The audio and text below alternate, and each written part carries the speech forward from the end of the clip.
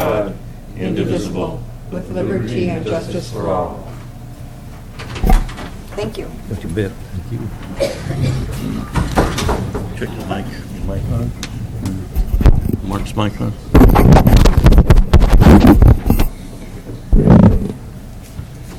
Okay. Is roll noted? Yes. Thank you. We'll go on. Are there any commission announcements at this time? Any commissioners want to make any announcements? Okay. What about department head announcements? And if you would please mention the public, or was it PV2? We set that for a special date. If you'll please mention that in your announcements. Is that the photovoltaic? Okay. Good evening. My name's Tavin Kennison Brown. I'm with the Planning Department. And I would like to announce that we have a new hire, Assistant Planner Rich Felsing, and he's joined us today. I'd like you to see him. And thank you very much, Richard. He's been with us about 4 and a half weeks now. Shows a lot of promise. And I'm very glad to have him on board. We do need the bandwidth at the RMA Planning Department. Barbara, could you inform us about the PV2, please? Yes, the Pinoch Valley Solar Project was set before the Planning Commission to consider the conditions of approval and the conditional status of the conditional use permit, and also the status of compliance with the DA agreement that was set for the November Planning Commission meeting. Thank you, Barbara. Thank you. No other announcements from staff? Okay, very good. We'll move on to the public comment portion of our agenda. This is for anyone in the audience that would like to address the commission about items that are not on our agenda this evening. Do we have any speaker cards? Is there anyone in the audience that would like to address the Planning Commission on items not on the agenda? Okay, hearing none, we'll move on. We'll go to the consent calendar, which will include the public hearing notice and the certificate of posting. Are there any comments from the Planning Commission, or do I have a motion? Move for acceptance of the consent agenda? Okay. Do I have a second? Second. It's been moved in second. All in favor? Aye. That was just for those two items. Those two items, yes. Okay, then we will move on to item number 1, modification of the minor subdivision map, MS 119806.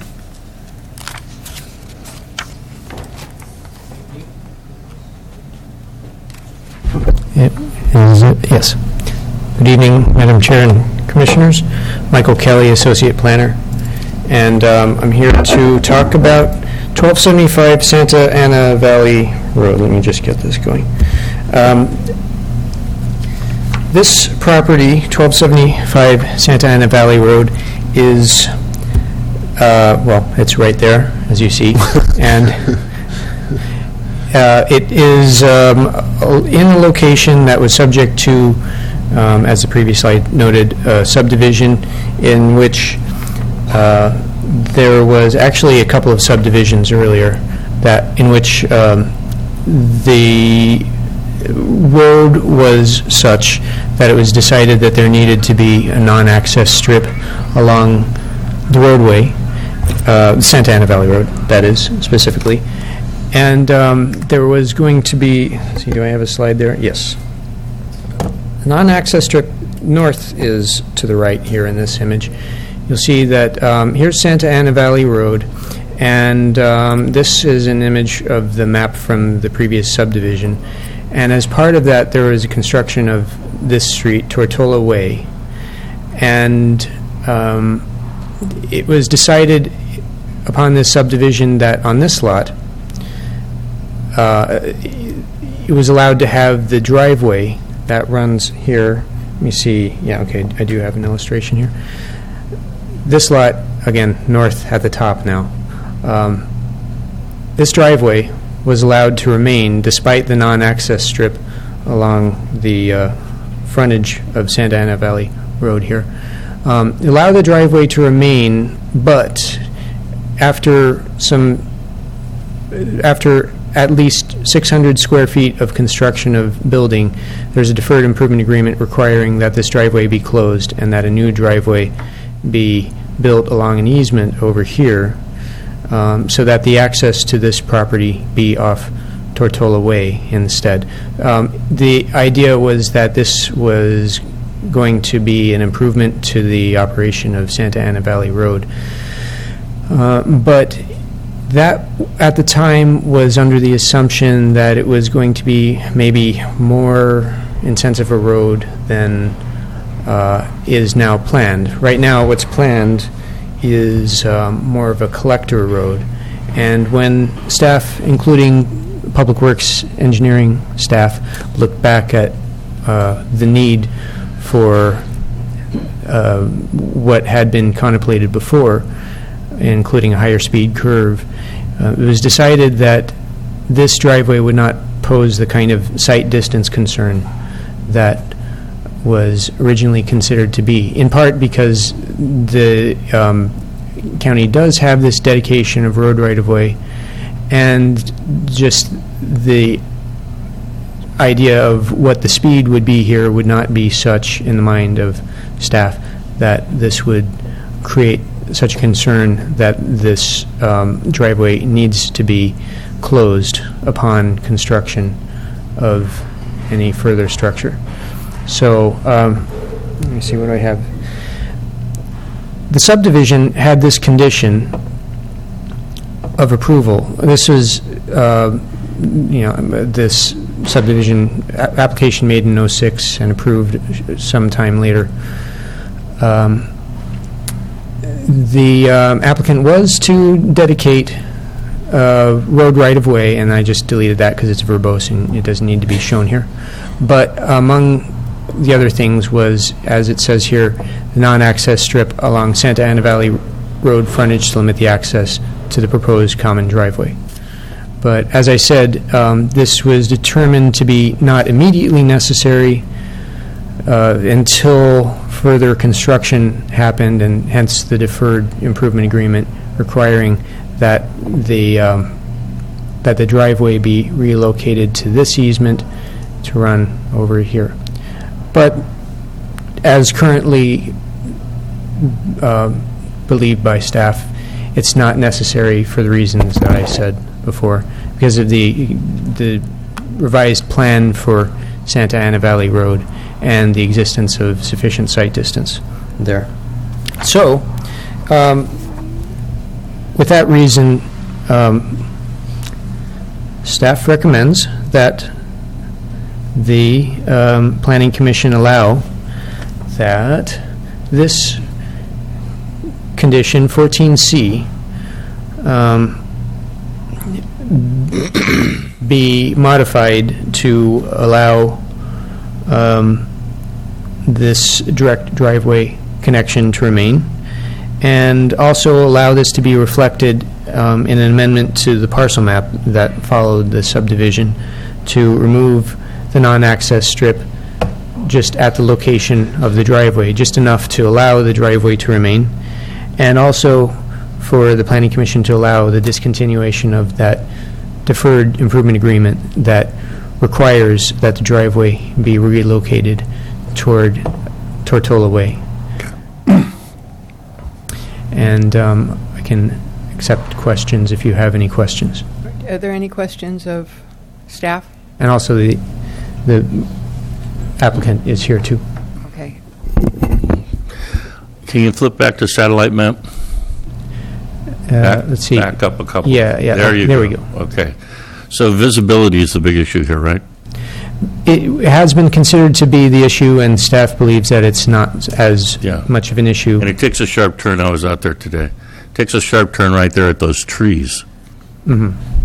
So it seems like if they were going to disallow access along that whole roadway because they're worried about people coming onto the roadway and visibility being an issue, I'd have staff go back out and take a look at the trees that are right there on that corner, see if they comply to visibility standards on that turn, because if they're not there, or if they're back further than what I noticed, maybe that opens that up and visibility would be safe.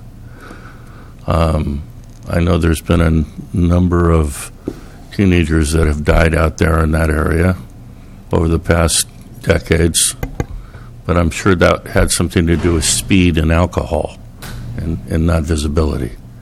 So that's the only concern, though, visibility, right? That's really it. Yeah, that's really it. And the possible, the future plan for this, how, and if it were to be realigned, in the past it might have been realigned as, well, with that curve as shown there, and with kind of a broader design allowing for higher speed, and now the plan is not to have it quite that way, not quite as broad, not quite as fast. Yeah, because that driveway is far enough away from that point of that turn to where it's really, I think it's safe, but I'm not a traffic engineer either. Did you have questions? Maybe the trees right on the bin should be removed, just around the bin. Yeah, I right think there that at would- that elbow there? Yeah, that elbow there. Okay. You know, I would assume that will give you more visibility. Okay. Mark, do you have any questions? No, I'm good.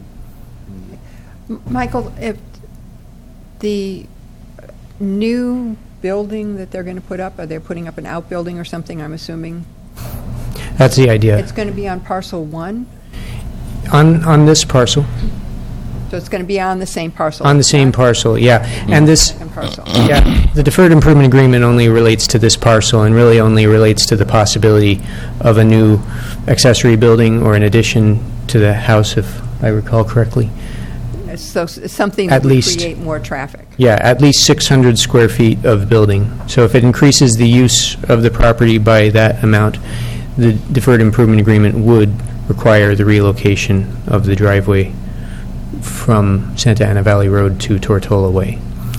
Through the chair, if I may, though, the addition of an outbuilding to an existing single-family residence doesn't necessarily equate to more car trips or more things like that. You know, if we know it's going to be a new apartment house or something Right. like that, certainly. But if it's a large garage or barn, it's still a single-family use with about the same level of activity that's occurring now. Yeah, and at the moment, there is no proposal for anything beyond just personal use of the property, no business or no, not an additional residence right now.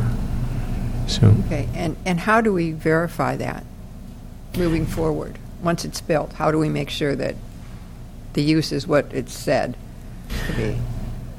by the same means that we would oversee land uses in general in the county,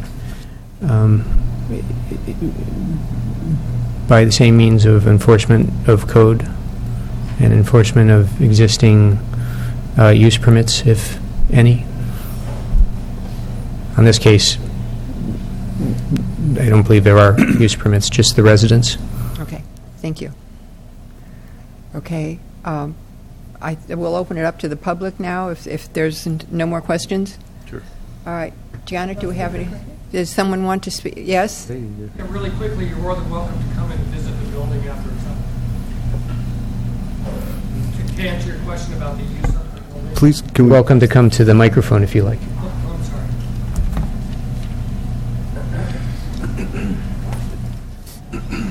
Problem is there a routine blowback? It's just all the rest of it. Hello, my name is Brian Saba, and I'm the property owner. And my comment was that you're more than welcome to come and inspect the building after it's up to see what the use will be for, and it will be for parking. That was my only comment. Thank you. I'm sorry, I didn't quite hear. You said its primary use is for what? We have some cars. We'd like to put the cars in a garage instead of leaving them out. Okay. That's the only reason. There'll be no electricity there. There'll be no plumbing. It's a storage facility. What's this? Right, you just changed your zoning code. So how many cars are we talking? A boat, 3 cars? We have a tractor. Yeah, and they're all outdoors. A lot of toys. Yeah. Okay, yeah. We're city people that aren't used to having stuff on our property. Right. Hide our stuff. Understood. Trying to keep it clean, to be honest with you. Exactly, and that's really I the only- admire that. That's great. We also have to make sure that you don't breach into the commercial zoning element, and this is all private use. all private use. That's why the question. So, thank you very much. Thank you. This triggered this problem when I went in April for Okay. Thank you. Okay, is there anyone else that would like to address the Planning Commission? Okay, I'll bring it back to the Planning Commission then for, I'd like to make a motion then. May I have a clarification? Oh, I'll wait for the motion, I'm sorry. Excuse me. Go ahead, maybe it'll be added into the motion. I'll retract the motion and we go back to you. Well, thank you very much, Commissioner Pierce. I'm just wondering if we could talk about the suggested tree removal. I noticed that the neighborhood's rather barren of trees, and in the Public Works Director, Mr. James Pulfer, didn't come to bear that there was a sight distance or a safety issue that might be encumbered by the tree, and so I just wanted to know if maybe your recommendation is really qualified on the tree being removed, or that maybe there'd be a deferral to an official like the Public Works Director who really takes into account sight distances and those things, and maybe we can keep the tree and still have public safety adhered to. So I just wanted to bring that out. Maybe one thing it could be done, it could be pruned real high, so you've got clearance to see the cars. Yeah, that's one thing I don't know, is if it's got a trunk and then a thing, or if it's full the whole I'm way. just saying it's another possibility as opposed to cutting them down. Our applicant knows what the tree looks like, I can see. it's a eucalyptus tree and it's trimmed really high. We can see the whole corner. It's a craning of your neck. You can see the whole corner. It looks like there's more than one tree. Okay, we need you to come up to the podium to speak on the mic so we can get you on record. I apologize. No problem. We're all learning here one way or another. Thank you very much. There are actually 3 trees that you see on the apex of the corner there, and they are trimmed high. They are big, large eucalyptus trees, but most of what you see in the picture is all aloft. We can see the complete corner from about, see if this mouse works. We can see right from here around when we leave. This is our driveway right here. And when we look, we can see through these trees to this area right here. It's not an easy see, but it can be. That's what we do every morning as we need to. And what we're looking for actually is we look much farther up the road here before we even enter out on the driveway, so we can see cars coming down. Right? Coming this direction, no problem. But there is an issue here. We did do a redesign of this corner as traffic needs to be redone, and it does call for the removal of those trees. But that was a proposal that we made to you, if I remember correctly, or a request that you wanted us to do. Redesign this corner in case it needs to be for more traffic down the road. So there is a design. There is a future design.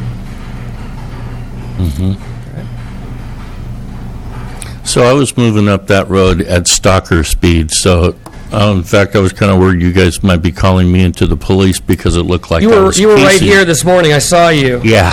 As a matter of fact. So it was like, the only reason I guess brought we- it up is because I wasn't doing like 40 or 50 miles an hour and wondering about visibility on that turn. Right. And I've been on the road so many times, I kind of know what to expect. So that's kind of why I was trying to take it to neutral party staff and see if they had a concern. If they have been out there and they don't have a concern on this, Sure. I think that works well. And it is eucalyptus and everything is up above. Right. Clean. So unless, department head is concerned, okay, because Thank you. I don't think we need to add any more government layers to And we appreciate the it. process. Thank you. Thank you. Thank Any you. other questions? May I sit down?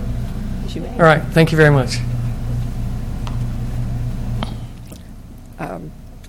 Open for a Commissioner Pierce, motion? are you ready for a motion? Okay, then we're open for a motion. So I move we allow minor subdivision 1198-06 with the condition 14C to be, which requires a non-access strip limited access only to Portola Way to be modified to allow this direct driveway connection to remain.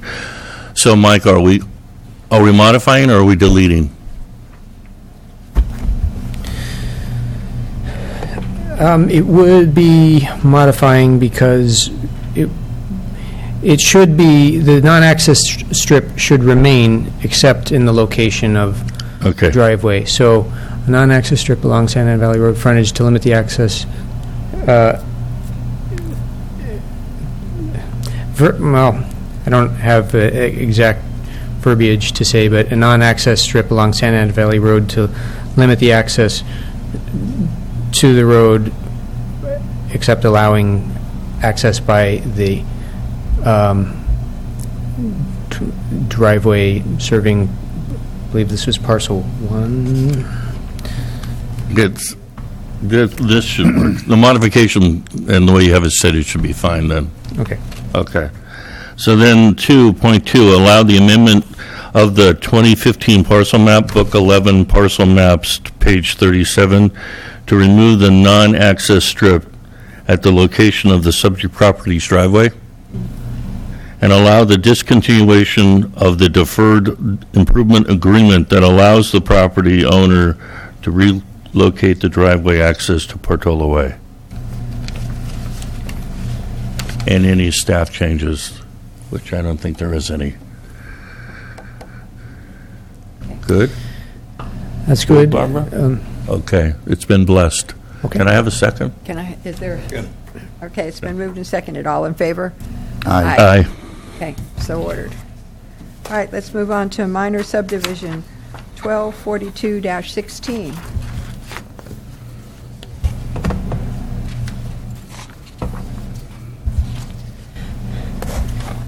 Yes, this is minor subdivision 1242-16. This is a lot split at the new street of Shelley Court near just branching off School Road. And it is, as you see here, located up in the hills northwest of 101, up above Anzar Road and along School Road there. And here you have the site plan, or the tentative map as drafted, with the two lots here dividing. This right now is a 10.16 acre lot, and it would be divided into just over 5 acres apiece. And just to get closer up, this is what you see here. The proposed building envelope up toward the top. This up here is a higher elevation than what's down here. This area down here has greater slopes. It has some geologic issues, and this is considered to be more suitable for possible building. That's kind of one of the main issues of this subdivision and of the area, the geological questions, but there is a geological or geotechnical investigation that addresses all of this and finds that this is a more suitable place. And staff would also recommend, based on that the building be limited to what is shown here shaded. The more substantial building, at least. Simpler structures can go down here, like as the condition that is included in the staff report says. If you approve that condition, it would be fences and pergola type structures and also structures for animals.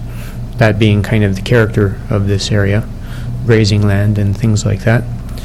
Also, there was a concern that it would be new development in the area, and to some degree a little bit more concentrated up here than usual, but staff feels that having this kept open except for the types of structures that I mentioned before, it would more or less mitigate that matter of having somewhat more concentrated development there because of this lot split.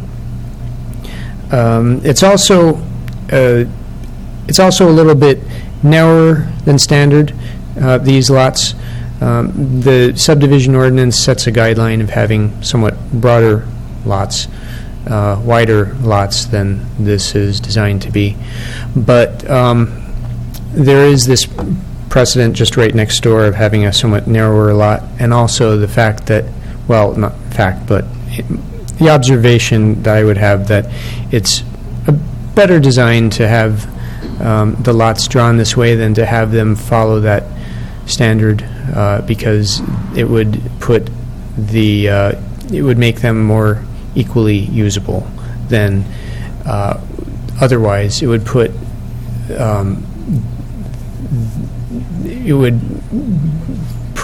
the use of one of the lots in a more geologically unstable area, and so this would be preferable to that, I would believe. And this is what the applicant has proposed as possible building sites and potential access means. Grading has not been proposed as part of this, but it would necessarily follow in order to reach these lots to make the sites buildable and access them by driveways. This is, as I said, Shelley Court's an existing drive that was constructed for this lot and the existing lot, and also for access to the lots over here that that were approved some years ago. And this is just an aerial view if you want to see how it looks there, with the drive running across the hillside there, the higher elevation, the lower elevation, access to this lot, which has been split. This map doesn't reflect the current parcels as they are now. It's a little bit older. And just a view looking down at kind of the area.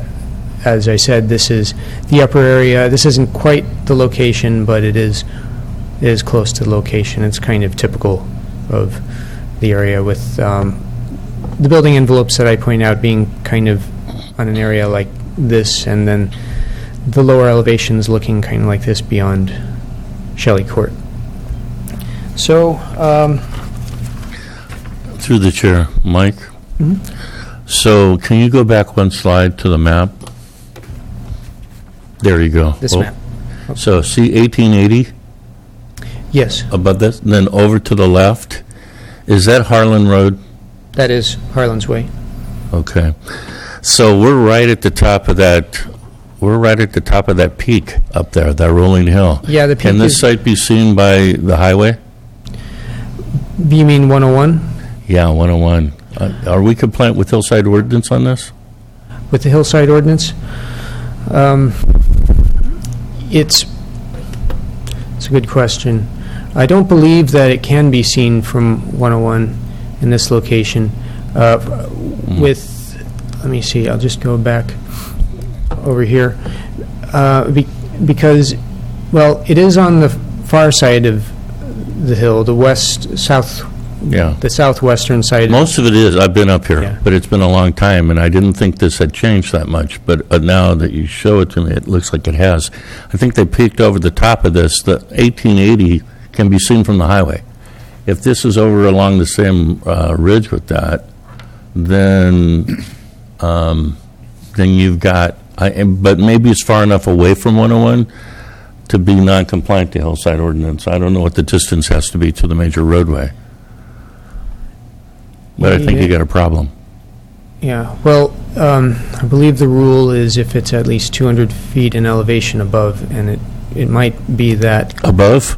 It's above 200. Yeah, well, it is above, definitely. You're at about 900 right there, 8 or 9. Right, above the elevation of the roadway of 101. Yeah, because they have to drill their wells about 800 feet up there from around Harlan. Mm-hmm. And Lloyd had to drill his well like 800 feet just to get down below the mountain into the river sands to be able to pump water, but even his water flow was only like 3 or 4 gallons a minute, which is the other concern I have. But, okay, so. Yeah. And as for the water, the Environmental Health Division has looked at the testing of the wells there and is satisfied with the output of the wells and how they're proposed to connect to the lots as proposed. So through the chair, I do want to say that the environmental document that was prepared by Mr. Kelly does address some of the visibility issues and things, and maybe we'll be ready post-presentation and hearing from the applicants whether how much we pull versus just go item by item. So Sure. On the forefront, it's not visible from those public highways. Okay. Okay, Michael, do you have more of a report? Or?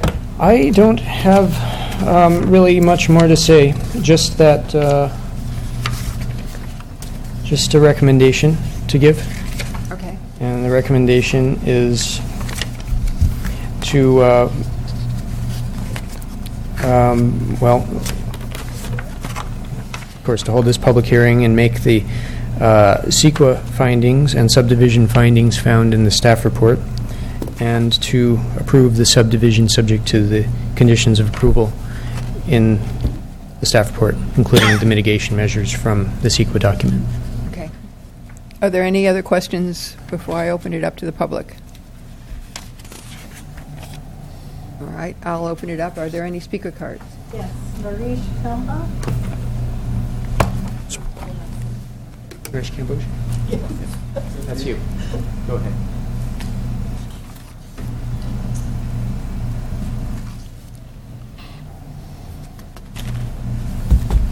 Good evening, Honorable Commissioners.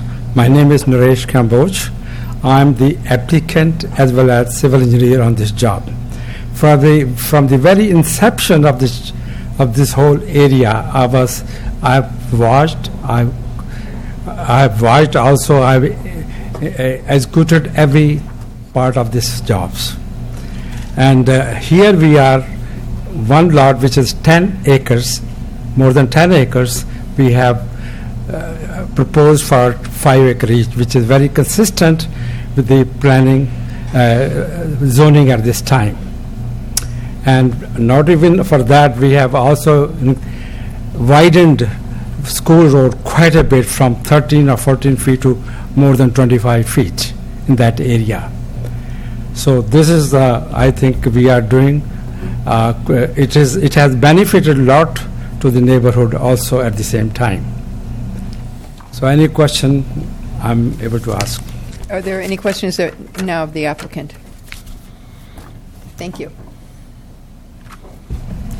I propose its approval. Thank you. Thank you. Next speaker is Vinod Kambosh.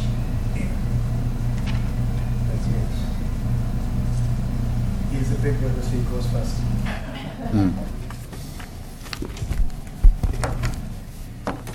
Yeah, my name is Vinod Kamboj.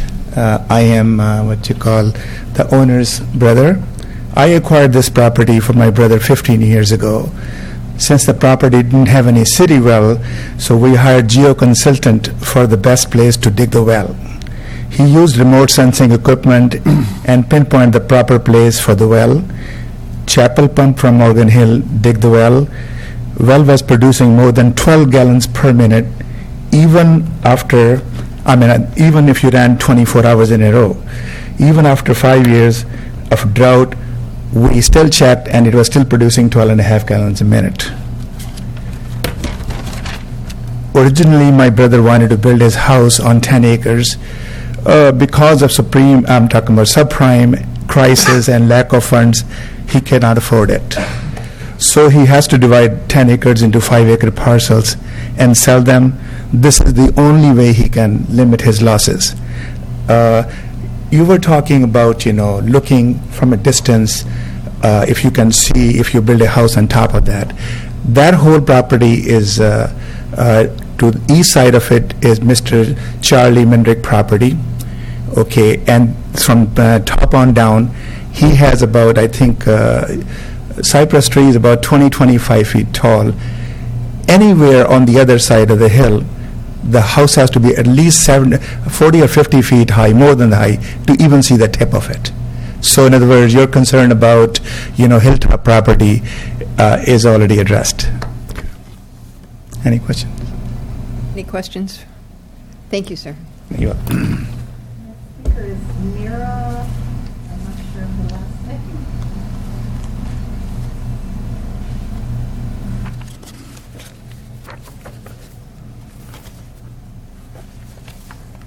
Hi, my name is Neeru Bhatia, and I'm the owner, the adjacent property, and I have no objection to this subdivision. And again, I've been trying to see our property from a distance when we drive, and all these years, we've owned this property for 14 years, I've never been able to see it. Not once, and we tried. Thank you. Thank you. Heidi Dela Cruz.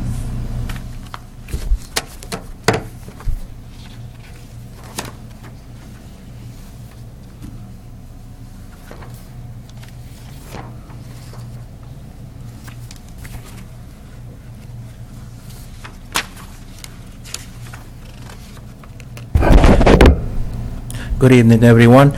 I just gonna say I got no complaints about they're my neighbors. I live in School Road also, and I'm agreed to the improvements they're doing, and especially in the road.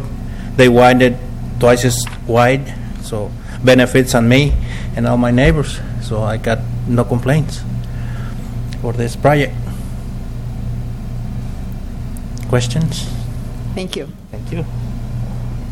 No other speaker card. All right, it's no other speaker cards. Would anyone else like to address the Planning Commission? Okay, I'll bring it back to the Planning Commission for further questions or motion. Are there any No other questions? questions or? Okay. Okay. You want to make the motion? Okay. I can if you want me Yeah, to. go for it. Okay, I'll move that we've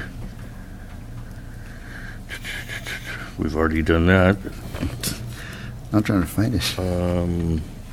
Okay, that we approve minor subdivision 1242-16 with any of the staff's conditions or restrictions. And with the findings for the CEQA and subdivision findings. What she said. Okay. All right. Do I have a second? Thanks, Barb. Second. It's been moved and seconded. All in favor? Aye. Opposed? So ordered. Okay. Now, on the Del Curdo matter, were we going to continue that, or We're going to open it. Thank you. we're going to open it Yeah. first? Okay. So, Mr. Pierce, Commissioner Pierce is going to recuse himself from this item. okay. Okay. So I will call minor subdivision map MS 1243-17.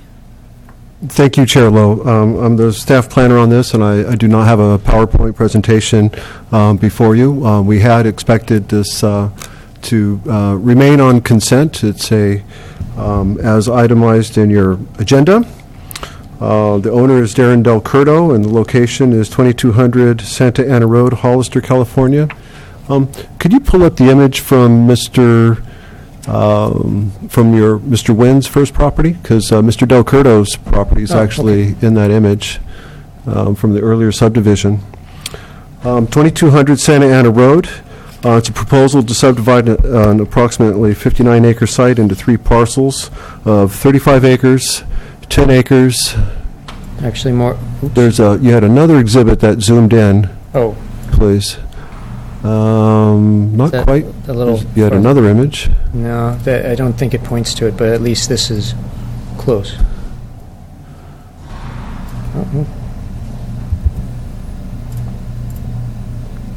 Right, it's One more to the left. Yeah, right there.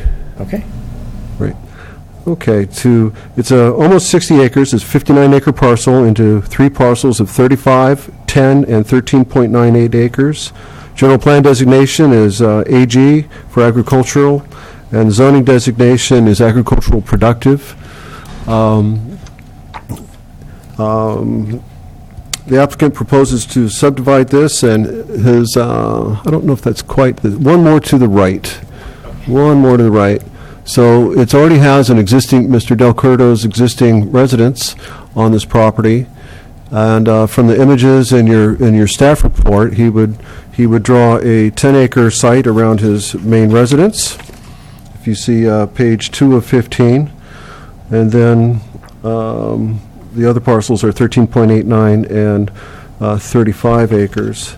So staff really had no issues with this, and we did request that the commission adopt a exemption finding under CEQA, as just several years ago the applicant went through a zone change proposal because most of the properties on the north side of Santa Ana Valley Road in this location had the rangeland designation with 40-acre minimums, and he went through a review process, a zone change and general plan amendment, which also included, I believe, a winery property in the vicinity, to request 5-acre minimums, bringing it to the AP designation. And in that environmental document, those changes to the land use maps were determined to be less than significant impact in this area. So the main reason we've asked for it to be open today is I understand there's a concern from our applicant here who would like to modify or speak to one of the conditions of approval as they've been written in the staff report here. So that's why the item couldn't really stay on consent, because if you passed it as consent, it would have been the black and white as written in the report, and he'd like to address some of those changes. Staff does recommend approval of the subdivision, and while it is true that the 35-acre parcel that is proposed here does have the opportunity to subdivide in the future, I understand that's not in the foreseeable future of the applicant at this time. He wants to get the 3 parcels, have his estate, and sit on that for quite a while. So that it concludes staff's presentation, and I'm here with other exhibits should you need them. Any questions of staff at this time? And I'll open it up. Mr. Del Curto, did you want to address?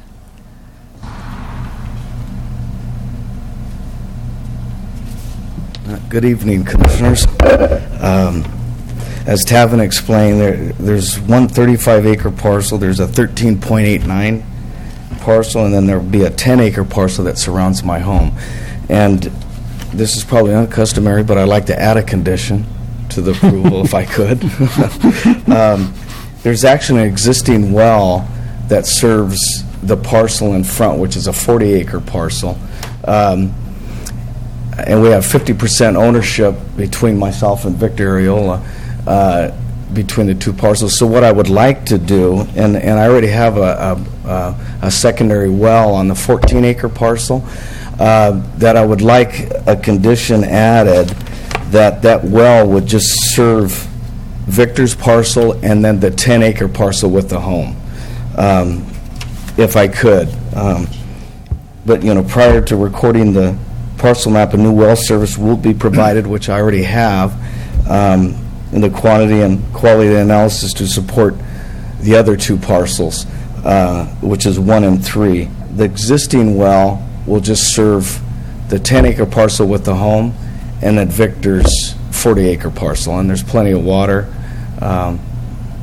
in that well as well. So I would encourage your approval. And if you have any questions for me, I'm open to anything that you have for me. Okay. May I ask some questions regarding this, so I understand the question better? Because I have some concerns about adding that as a condition of approval. Well, I do too, so. Okay. So there's a possibility we won't be able to do that, or?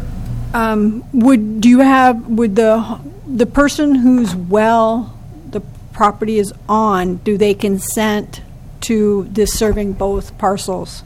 Yes, they do, and he's here as well. Okay. And is there a well agreement that Yes, pertains? we have a well agreement between the... Does that have to be amended if it serves more than one parcel? No, it won't be serving more than one parcel. It'll remain the same.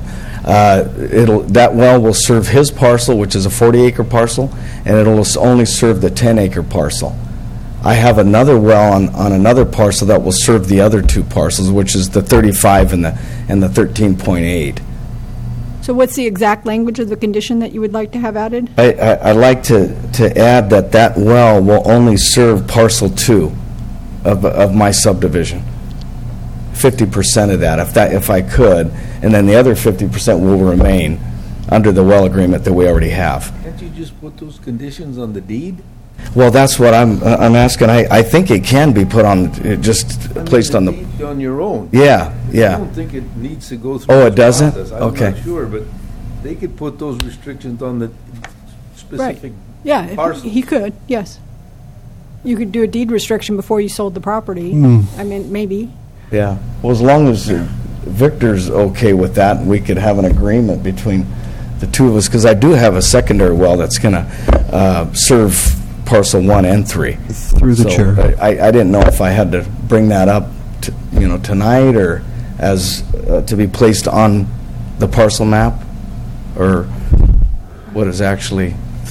Through the chair, I have some, so not to throw a monkey wrench in this, but the well that was analyzed for the purposes of this subdivision, and the environmental health department and the conditions that they gave, you now want to only have serve parcel 2, which is your existing residence, and whatever it's currently serving on your neighbor's property that you have a half interest in. Exactly. Got it? Exactly. All right. The other well that you're speaking about, is it on your proposed 35-acre parcel It's or on your the 13.89? Yeah, it's on the smaller parcel. And how has the production of that well been vetted past our environmental health department to know that they're sufficient to serve residential properties? Well, that's what I would like added as a condition. There is water in it, and it's deep. I just don't know the quantity or the quality of it just yet.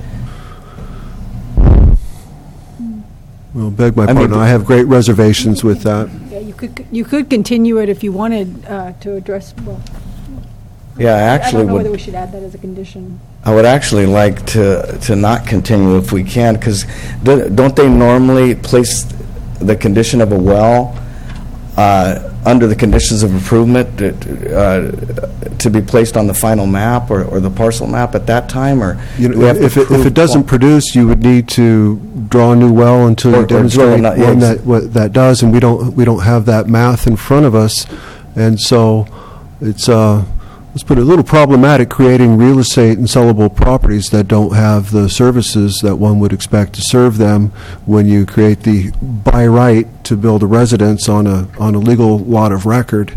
And so, I'm sorry, it's a very late hour thing. Yeah, I didn't realize that. I thought that would be, to prove water, that would be a part of the conditions of approval. I didn't know it had to be done prior. As you are both owners of the well that has been demonstrated to serve all 3 parcels, is there any way to keep that intact, or that's just not an agreement you can work with your owner, with your partner? Not necessarily. I don't think, I mean, we both have half interest in the well, and if it's going to serve my 3 parcels, then, the interest is obviously more than half. It's because his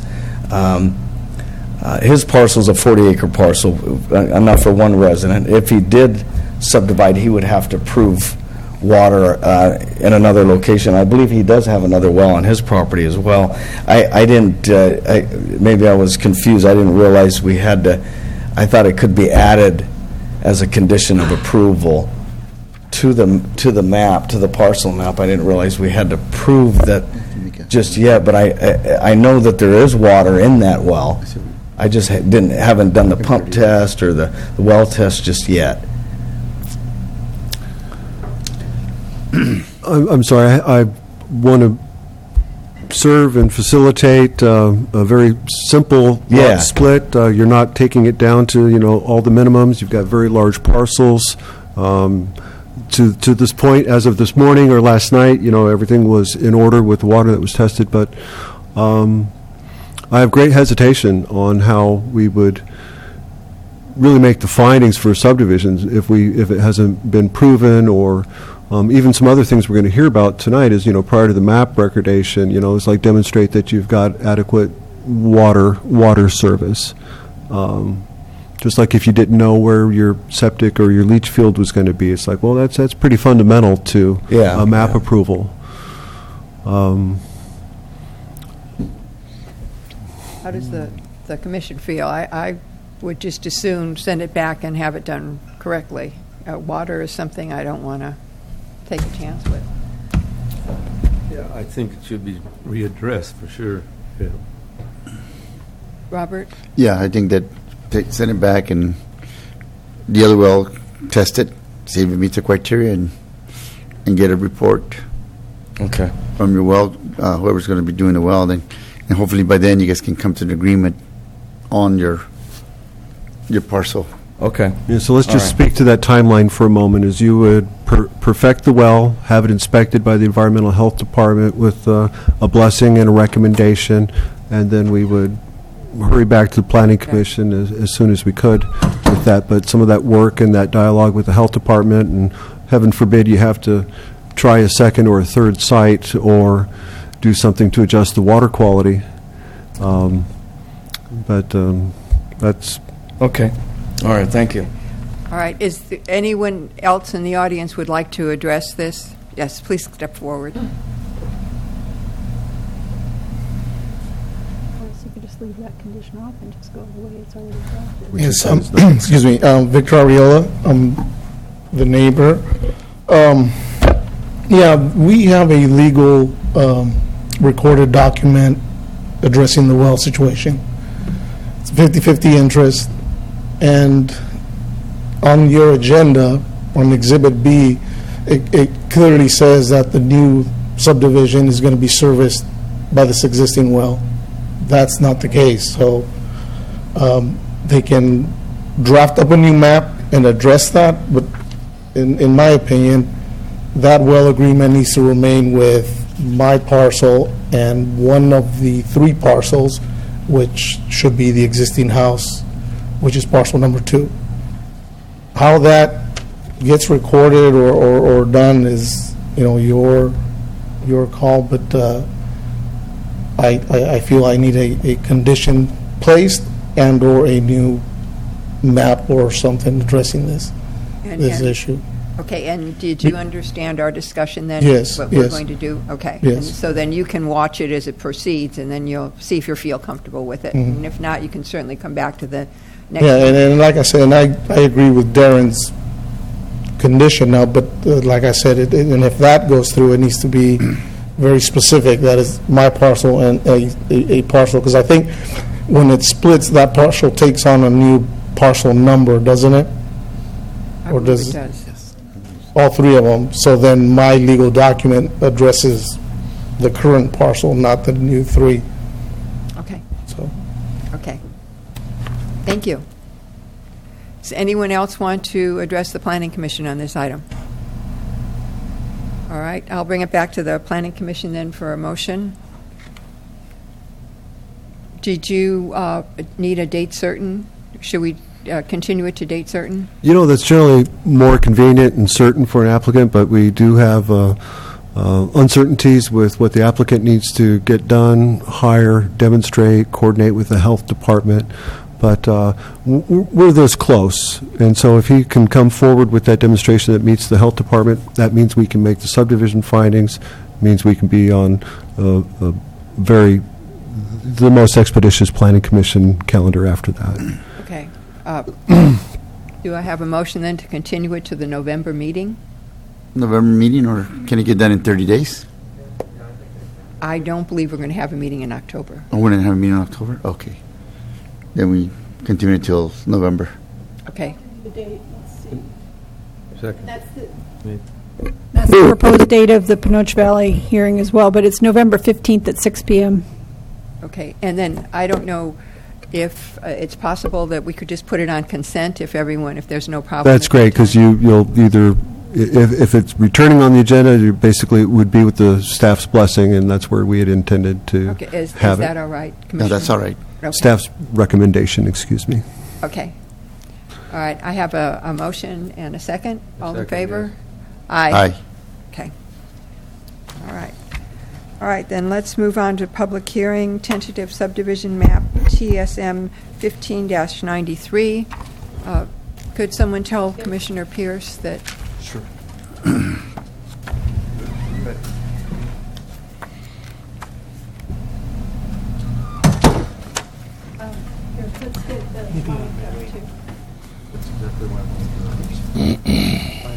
That's why I wouldn't do this.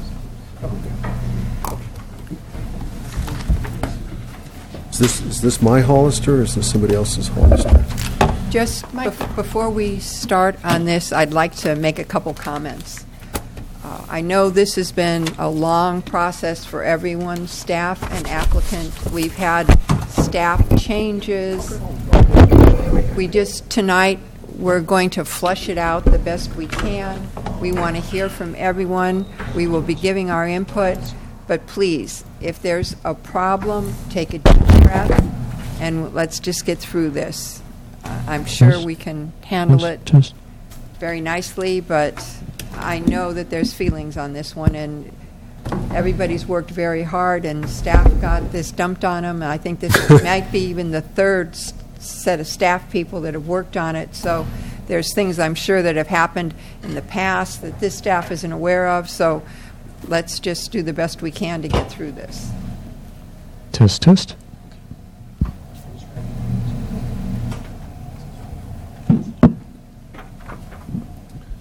Well, may I have an introduction for our guests up front here? Good evening, everyone. Nadia Costa with Miller Star Regalia here on behalf of the county. Okay. So thank you. The item before you tonight is a first review of the Fay Bennett subdivision proposal. It's gone by several names and property owners over time, but its current configuration. So the lead agency is the County of San Benito. Former staff that have worked on this, Mr. Turner, Ms. Clark, and also former Director Barnes had their involvement with direction to the applicant as this was in the planning department. Currently, I'm the planner, Tavin Kinnison Brown.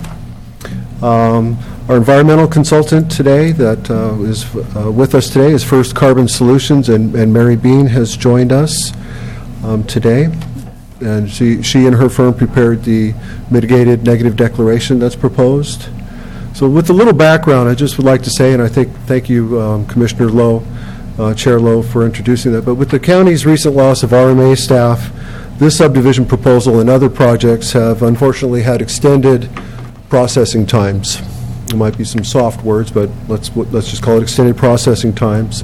And new staff has had to come up to speed, basically, on everything, right? As you walk into the office and you find what's currently active, where the applicants are in these projects. So we've been really struggling to come up to speed and to provide customer service for those seeking development review with the County of San Benito. And also, we receive repeated phone calls and urgency from applicants who kind of had their applications stalled out and wanting us to bring them here to the Planning Commission. And so, in the interest of providing needed customer service, this project is coming before the Planning Commission. In staff's estimation, it's not quite ripe. And as you'll see in the draft documents that are before you, there's some things we're going to need to address. But we're here before the Planning Commission to provide this needed customer service for the Planning Commission to learn of this project, for us to be able to hear from the applicant, and also for the Commission to provide direction back to staff and the applicant. So while I do believe there are outstanding issues to remain, this is a little different than some classic continuances where you say, you missed a public notice, or for some reason it's not. We would hope that there's a productive dialogue here with direction back and forth, and a continuance so that the work or the findings can be perfected. Maybe some editorial changes, or we have some edits that need to get into the environmental document, just a little bit, but that were not deemed significant issues. And so the way we'd like the public review to go this evening is I'd like to introduce Mary Bean from First Carbons, who will introduce the project and some of the environmental review. And then I'll take it back after that and highlight some of the outstanding issues and the items to be engaged with the commission. And those were very clearly laid out in several of the bullet points. I believe it's about page 6 in your staff report, if not earlier. So following that, we'd like to hear from the project representative, Mr. Todd Deutscher, who's here. And then hopefully we'll return it to the Planning Commission for your consideration and direction to the applicant and staff. And again, staff at this point recommends that continuation. So with that, I'd like to introduce Ms. Mary Bean to go through the environmental. Before we do that, though, Janet, are there any speakers cards on this? Okay. No, okay. Thank you. Good evening, members of the Commission. My name is Mary Bean from First Carbon Solutions. I'm a project director there and oversaw the development of the CEQA document. So this is an aerial just showing you where the site's located, just south of Enterprise Road on the east side of Southside Road.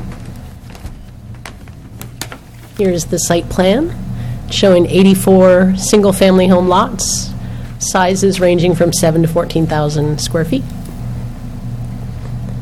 So because this is a subdivision, it's a discretionary approval, so that's why we prepared a CEQA document for this. The county is the lead agency. We prepared a mitigated negative declaration. It's the type of document under CEQA. Provides analysis about the project's effects on the physical environment. And this type of document indicates that all potential impacts can be reduced to a level of less than significant with the application of mitigation measures. That's how it's different from an EIR. It was circulated for public review for a month in accordance with CEQA.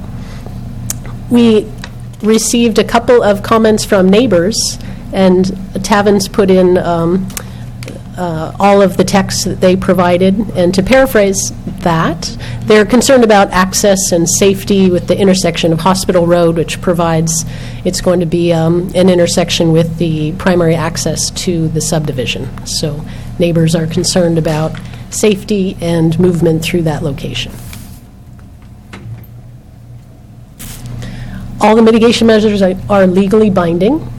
Verification will occur according to the Mitigation Monitoring and Reporting Program. It's a standard document under CEQA, and the county will ensure that those measures are implemented and completed as directed.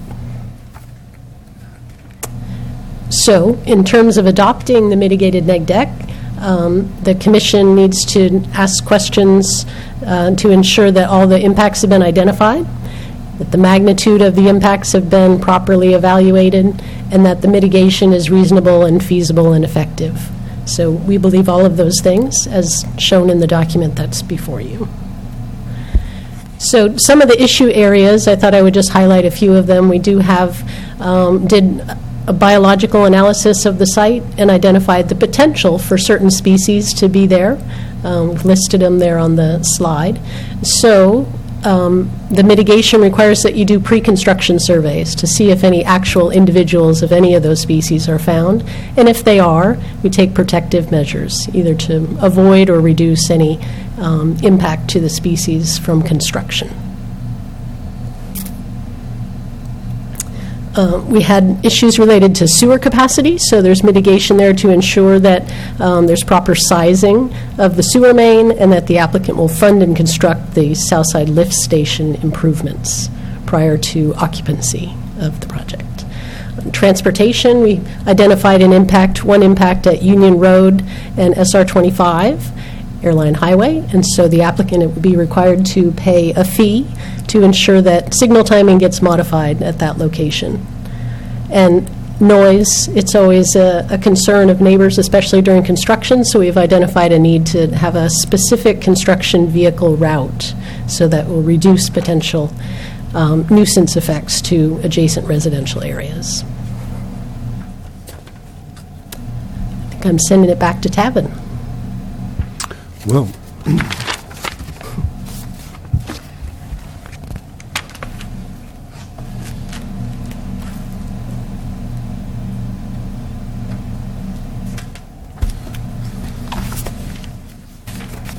what do they say in show business? I was actually hoping you'd vamp a little bit longer before I came up here. So you have the physical plan sets in front of you. In the image that's on the screen right now, north points to the right. And across the street to the north, where even the label vesting tentative map, that's the location of the recent Brigantino subdivision that was approved by this body earlier this year, I believe, or at least the development agreement was. So I think, as in my earlier slides, this project's had a history, and there's been conversations and how would you say, good faith reliance on the applicant that he's brought to the design and some of the assumptions and points of juncture points that he believed he had agreements with how to design his map. I haven't found all of these nuts and bolts in the record, and so that's why I'm very thankful that we have this evening tonight to have our applicant fill in some of the gaps, and also maybe where staff can hear some of the direction back from the Planning Commission on some of the history that you know of. But basically, the staff report has pointed out that there's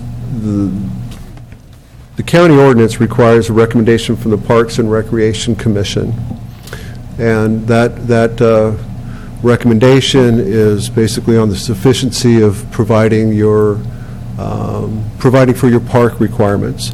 So in County San Benito, standard is for every new residential single-family lot, 0.015 acres needs to be dedicated for park space. You multiply that by the gentleman's 84 proposed lots, comes out to less than 2 acres. But yet the applicant has not designed parks in this design. He's offered to pay an in lieu fee, which is a market ratio for the price of that park space to be purchased elsewhere. But in the ordinance, as the staff is reading, remember I'm new staff and I'm reading the ordinance, it does require that determination of sufficiency, whether on-site park space or a full in lieu fee or a combination thereof, needs to be vetted and placed before the Parks and Recreation Commission with a recommendation to the Planning Commission.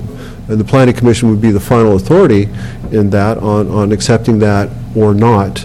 And so as I was trying to draft the findings and conditions of this project, I have not seen that. So our applicant will be speaking to his understandings of how he's approached providing for park space.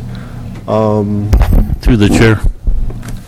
So Parks Master Plan, I believe, discourages pocket parks. So accepting the development was a small little local park to satisfy the developer or whatever, it's not necessarily the way to go here. But I would refer you back to the Parks Master Plan, which is also part of the general plan of the county. And I believe that's put in there, but the commission, the Parks Commission, should be able to Parks and Recs Commission. Yeah. Okay. When I've got some information back in my desk, but when I divided the 1 point several acres of requirement, came out to 56,000 square feet. If you divide it by the applicant's smallest parcel, of which he's proposing 7,000 square foot parcels, didn't feel like a pocket park to me. It was about seven parcels of acreage. So I can understand the applicant's concern on wanting, hey, can I write a check and satisfy this? But my read on the ordinance, and as new staff, I really don't have too much firmament other than what's written in the general plan. Right. And zoning code, but also I want to be respective of his history and earlier agreements or things that have been worked out. So that's why we're here, just to talk about this. Right, and understood. So I was sitting on Parks when we did the master plan, so that's why I probably know a little bit more of the ins and outs. But great, yeah. Part of that was the maintenance issues of having parks later and having a lot of smaller parks. So at that point, when we were developing that, we were starting to opt out to a larger regional park, which actually was designated not very far away from here off of San Benito Extension behind the high school. So, and you might have heard about that. They've been messing with that for about 12 years. But, yeah, that would be a good discussion with them to say what exactly would you consider to be an actual pocket park. Because the issue is we have parks, and we have a few of these in a few places. One is up in off of Union, off of Janelle. We've got a park up there. There's some tennis courts and some other stuff. It gets no maintenance. So it's the maintenance issue is the bigger deal, and having it fall into disrepair and bring the neighborhood down. Thank you. Just point of information. Okay, great. Also illustrated, thank you very much. Also illustrated in the staff report is this South Side Road right-of-way. And so I would like us to speak to that briefly, but the general plan has called out an arterial that's what they've labeled South Side Road, which actually, when you correspond to the county code and the subdivision ordinance on or road standards, that's 110-foot width. It's 110-foot right-of-way all the way in, and Southside Road is supposed to connect up to Tres Pinos eventually. Well, the Brigantino subdivision across the street, just to the west, was given an approval such that the street would only be eventually built to 84 feet in width, which is roughly a collector street right-of-way. And so the applicant, on acting on that and the approval that had gone with the previous decision, has designed his proposal with the 42-foot, or 42, which is the half width of 84. Yet we still have these standards that I'm looking in black and white. And so we've vetted this. At one point I thought we were going to need a general plan amendment, but as we've looked at the ground and the physicality of what's happening in there, and also the precedent, and we've brought our Public Works lead engineer into the fray, or into the discussion on what's an appropriate right-of-way width there, and the authority in the code that is there in the ordinance under the subdivision and those improvements, is as a public safety official, the Public Works Director can authorize alternative conventions than necessarily having it built out to 110. And I think in this instance, he believes that the 84 is appropriate there. So both an arterial and a collector would have 2 lanes of travel eventually and would accommodate those.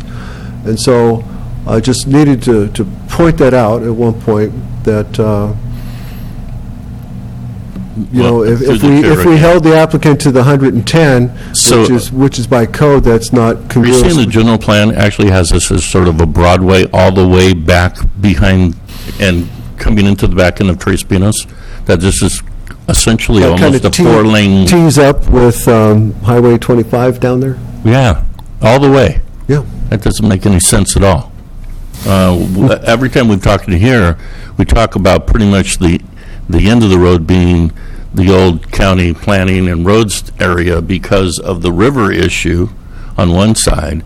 And we've even talked about trying to move the school back out into a safer area where you don't stack cars up, because in the wintertime, and then you have an unstable hill at Ridgemark that's already caved in since I've been here, since 71. It's caved in twice. So that's on the general plan?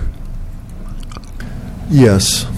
Okay. Commissioner Pierce, we had this conversation today, and I was thinking about it, and what I remember from discussions in the past was that Brent Barnes was going to look into it, because his comments about the Ridgemark area were exactly what yours were. Mm-hmm. And it was going to come back to the Planning Commission at some time for some future discussions and decisions, because it was felt at that time that it was inadequate. We'd never be able to build it.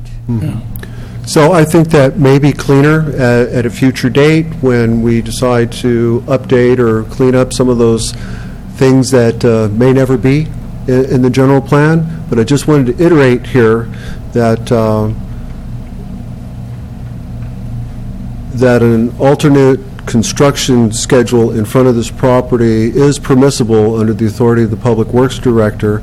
And if we're vetting it here and it's also acceptable by you, that's acceptable. What I haven't seen in the Brigantino record is where we kind of showed our math on how we got to the alternative standard. But being a practitioner, I intend to show that here, and we have corroboration from the Public Works Director, so that'll come back if you would. Okay. So each of these items, each of these bullets that I'm going to continue on with, were items that gave me pause in my ability to make the findings for recommending approval today. Not that we can't get there, but I just didn't have them ironed out today. And I want to let you know that, and as you'll see in the record, I took the liberty of attaching a draft notice of decision, which is the county's convention post-planning commission, post-director, when we've made a decision. Many other counties and public agencies, when you have a staff report come to the planning commission, you have the draft resolution right there handy with your findings, your evidence, and it's ready to go to just do a line item or a strikeout change. But I haven't seen that practice here. It's a kind of an after-the-fact thing that's done later. What did the commission say? We do a notice of decision. So I've brought that forward just so you can see the findings and evidence that we're working with to get this map, to see that this map needs to conform with, as well as the draft conditions of approval. I'm still recommending continuance because there are several items there where I can't fill out the findings, but maybe with the applicant's presentation tonight you'll feel more confident in several, if we could. So one of the other items here is secondary access. Right now there's a primary access at the juncture with Hospital Road for all 84 proposed properties. We have heard some concerns from other neighbors about speed distance or sight distance, but with that many residents, it seems prudent to a planner, and I'm not a road engineer, to have a secondary formal access built to public right-of-way standards to allow that, not just for fire engines and ambulances, but for vehicles to come in and out. And the applicants let me know very clearly that he's had this discussion with the earlier staff, and at one point had a secondary access, but then got direction, and he's designed his map as it's presented to you now. So we want very much to hear from him regarding the secondary access. I think it's prudent, but it would be presumptuous of me to ignore some of those previous discussions or to hear from the Planning Commission on what you think is appropriate access to Southside Road. Also, in just reviewing the R1 standards, of which the proposal is within, there's a requirement for mixed residential development types. And I haven't seen that in some of the earlier subdivisions recently approved, nor do I see it in this map, and nor do I see it really coming forward with one that's on the horizon in a couple months. These are single-family residential parcels, suburban style, if you would. And sometimes you would see a little different lotting pattern if you wanted a duplex with a shared wall between the two properties, or a condominium, or some other mixed residential type. And it might have been something that's just been glossed over or just not adhered to over time. So I'd like to hear from the commission on what you think that means. And I've got some of the written standards at my desk. And also, to much discussion is project needs to demonstrate public water and sewer service. And it's really fundamental to this because in the R1 zoning, if you don't have public water or public sewer, your minimum parcel size is 2.5 acres. If you've got public water but not septic, it's 1 acre. or it's one of those others. I think as one. I have it bulleted. It's either 1 acre, 2.5 acres, or if you do have a public water supply, public sewer supply, your minimum parcel size or building site can be 5,000 square feet. And that's before you now. And so the condition as drafted in the staff report and the notice of decision speaks to the applicant needing to obtain that. And obviously the local provider of sewer is the city of Hollister. And I believe the Sunny Slope Water District is willing to provide the water supply versus the sewer. So we'll have the applicant speak to that. But the way the way a condition is drafted is that the applicant would need to demonstrate those kind of contractually that we really see, almost like the last applicant. Do you have water prior to site disturbance? So I know our applicant will want to speak to that. Okay, through the chair, I hate to keep breaking it. I'm sorry, I just got my packet yesterday. So I've been reading like a maniac, and I've got more questions than normal because I'm sure I didn't get every word. But so you would think that they would, now Sunny Slope Water, they'll give you a will serve and they don't guarantee water and all of that as a rule, okay? But LAFCO and sewer is a whole different element. So why isn't everything pretty much okayed and guaranteed before we start spending all your time and your effort and we go through all this process to find out maybe they don't get sewer after all, and then all of this is for naught? Why aren't we getting those approvals up front, and then we get to see you guys?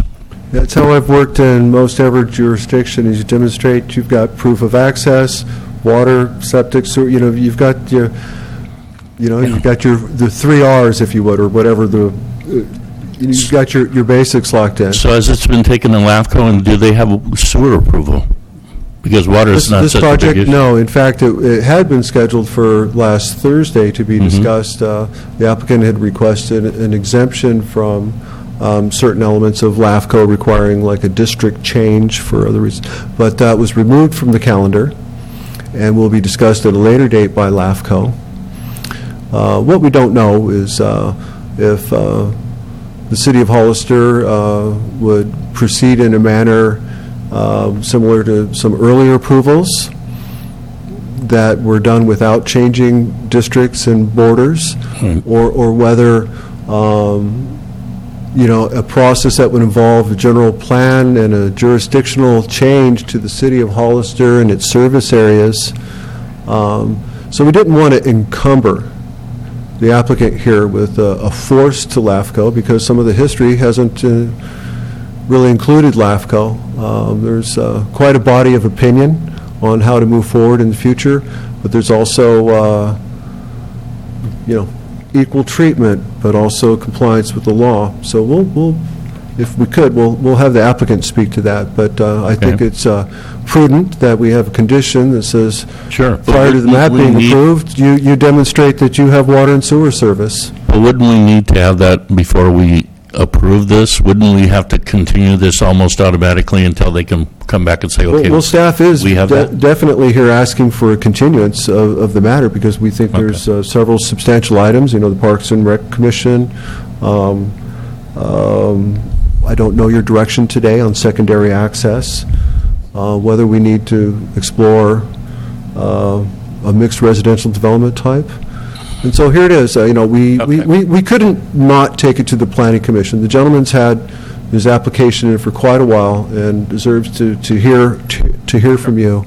But I think there's still some issues to work out. Okay. Thank you for your patience. Yeah, and I would like to really note here that while the county doesn't have in place at this time an affordable housing element, a affordable housing fee, or the solid requirement to build on site, the applicant has offered a $4,500 a unit. I think he calls it $4,500 a door, times his 84 units, to pay into the county's efforts at providing affordable housing.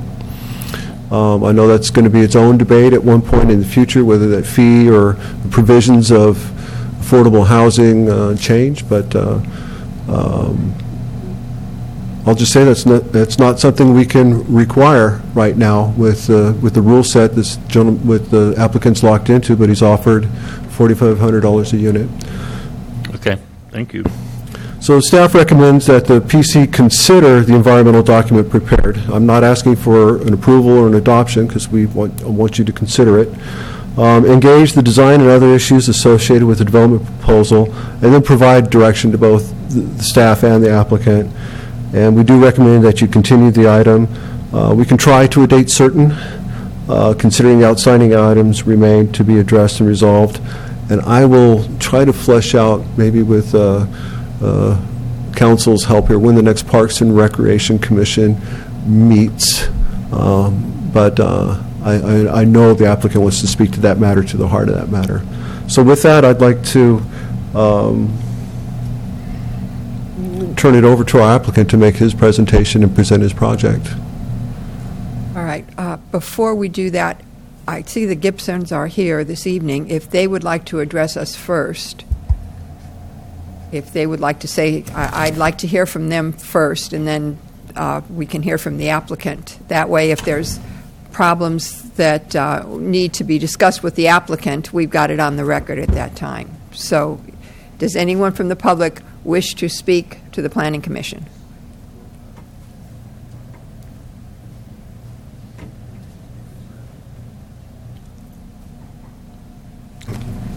Would you state your name for the record, please? Yes, Philip Gibson. Thank you, Commissioner, for letting me speak. I don't want to discourage anybody from building or tell anybody what to do with their property, but my only concern was access from that subdivision and also the Brigantinos when you're coming in from the subdivision onto Southside Road. That turns really sharp and people tend to go a lot faster, and a lot of people just tend not to look when they pull out. So I was just hoping we could either get a stop light or move the intersection farther down the straightaway just for safety and a little more line of sight for making that turn. That was my only concern. It said it was a stop light or a stop sign, and I know when they build across the street they're going to be putting even more homes, and I'm assuming they're going to use that intersection to accommodate all those homes as well. And maybe they're planning on putting a stoplight when they do that other subdivision, but for the interim I was just hoping that that would be addressed one way or the other, or maybe with the secondary access farther at the other end to the north. Thank you. Philip, are you talking about Hospital Road in Southside? Yes. Okay. Yeah, it's, you know how that turn is, and cars pull out as it is when they're coming from the other side where you have a better view. So with you being on the other side of the road, you really have less view with the dirt pile from the old quarry and stuff like that. It makes it much harder to see. Okay. Thank you. Thank you. Is there anyone else that would like to address the Planning Commission? All right, then we'll ask the applicant to step forward at this time. This is still part of public comment, right?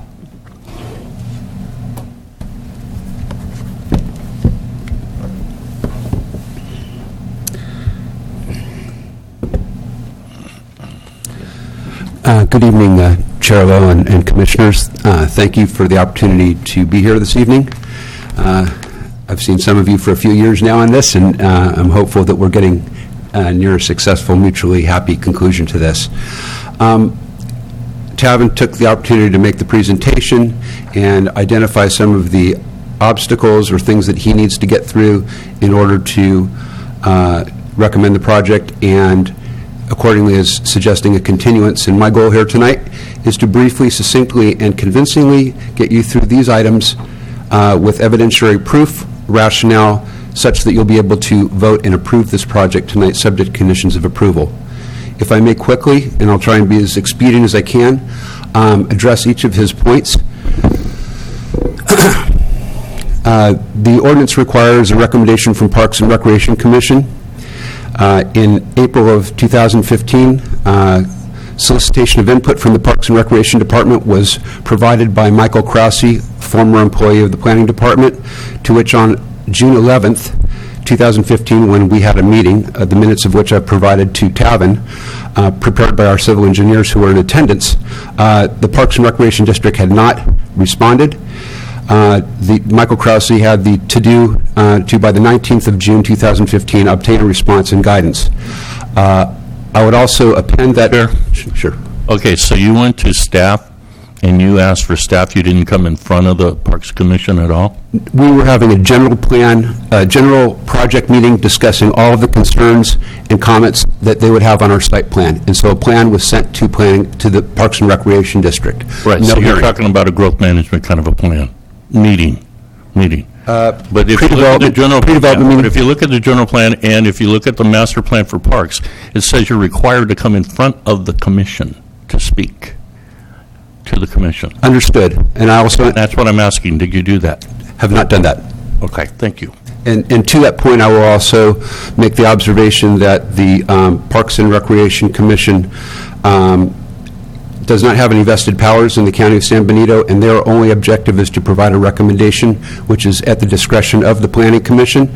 And given that I was represented by Byron Turner and the late Joe Hovedal, that I would simply be paying a fee. It's too small to do a park. That's the way we designed our project, accordingly, relying on that and the lack of response from Parks and Rec. So I would ask that you take into consideration those facts and consider waiving that requirement. That'll be the only thing I ask you to waive as we go through this list.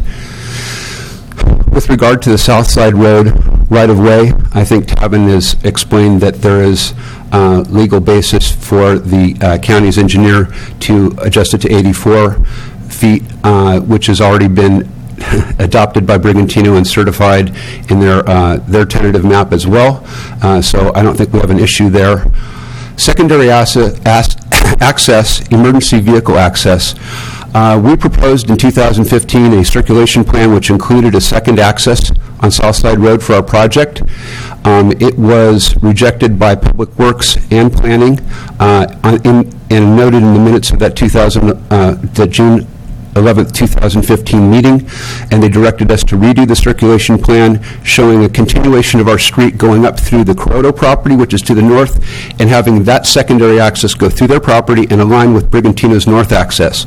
Their concern was, and a good one for safety reasons, having an additional curb cut in the middle of Southside Road to the north of our planned curb cut, and then another curb cut up at Brigantino's northern ingress-egress would create a public health and safety issue. So what they had us do was draw our street, having EVA for now, and then as Coroto gets developed, the street continues and then crosses Southside Road in perfect alignment with Brigantino's northern ingress-egress, so that we're aligned there and we're aligned on the south at Hospital Road.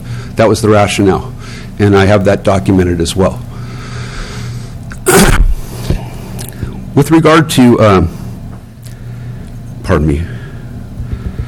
with regard to mixed residential development types, I respectfully point out that staff is incorrect in its interpretation of the appropriate zoning and designation.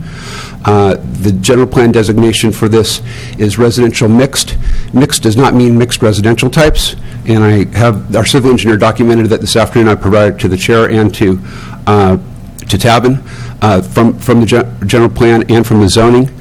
It refers, mixed residential means that certain commercial and retail uses are also allowable there, but there's no provision for two-family homes or anything other than single-family residential.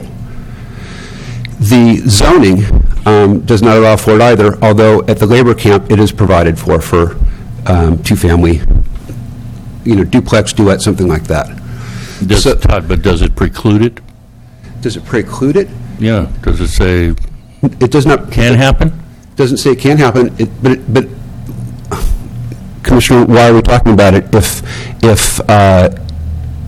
it was, first of all, it does preclude it from residential. The zoning precludes it. It's not allowable. Only commercial services and single-family residential. So it is precluded. It's not precluded on labor camp. And I will be happy to forward you that email. Okay. Through staff, yeah. Sure. But I guess what I'm asking, Commissioner, are you asking me because it's a suggestion that we do it, or it's a requirement that we do it?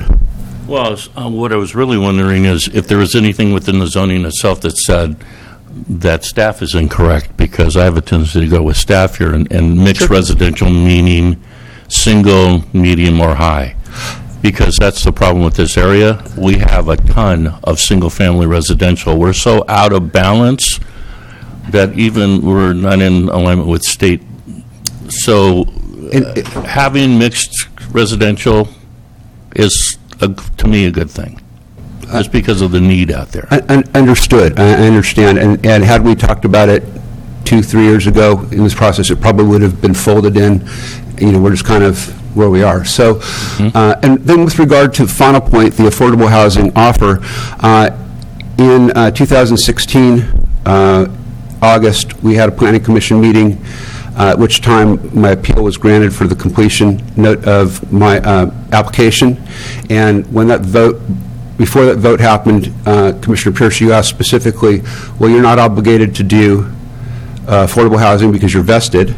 What is your proposal? And I said that I would happily, as a good community partner, do the same payment of $4,500 that Brigantino did to maintain parity, fairness, and then also pricing, because I think we'll end up competing with Brigantino. And I heard no objections at that time, so I'm going to go ahead and say implied consent. We try to be fair when we can be, Right. So, of all of these points, I believe they're all satisfactorily addressed, and I would ask that the Planning Commission vote to approve my project and make any cleanup of these items in terms of documentation, a condition for or direction for staff to do, and then with I missed the demonstration of public water and sewer service. 2 points. I've provided the county with a will-serve letter that's more of a will-serve letter than what you suggested, because when I talked to Don a couple of years ago, he said, we don't really do will-serve letters because we don't want to leave them open. And I said, well, can you give me a little more of a will-serve letter with a sunset on it? That way you don't have to keep the capacity open for an extended period of time. And that is what he provided, and I provided that to planning. I have will-serve sewer service letter from Sunny Slope Sewer. And I also have a city council resolution from the city of Hollister dated July 2015, agreeing to provide us sewer service. Brigantino obtained their resolution in October of 2015. And those are the only 2 resolutions that the city has offered or issued. So I have the same documentation, actually more than Brigantino had when they came through and went through you guys into the board. With regard to your concerns about LAFCO, 2 things. One, Bob Braitman, former LAFCO director, instructed me not to come to LAFCO until my environmental document was complete and my approval was complete from the Planning Commission, because sewer service would be a condition of the final map, not the tentative map. And so that's how I've operated coming forward today. I do understand your concern about chicken and egg, which should you go here first or whatnot, but that was the direction I had and followed, and I've basically provided everything I think I need to provide with regard to that until I can take what I get, hopefully from you, over to Bill and the LAFCO Board Commission. So wouldn't you agree, rather than spend the millions of dollars on EIRs, all these other things that you have to do, and then after you're done with them, you find out, no, you don't get water and you don't get sewer. So all that time, all that effort, all that money is for naught. Are you asking me a philosophical question? It's not really that philosophical. I've been sitting here for a while and been planning for 20 years, and it just seems like this is crazy in the county level because of CEQA and environmental impact and all the other stuff you have to do. In the city, that works. Because all that work was done when they did the general plan and put down the city limit line. So the whole, and I've said as a city planning commissioner as well, all of that's different out here. It's everything has to be done as one big full project, but it seems like crazy to go do all of this work and put staff and everyone else through all this and then go, in city water you can't go over city limit line. Knox Cortese Hertzman says so, but Sunny Slope is not government water, so they can, and you're within their district. So water is not going to be an issue for you, and historically it's probably something I wouldn't worry about.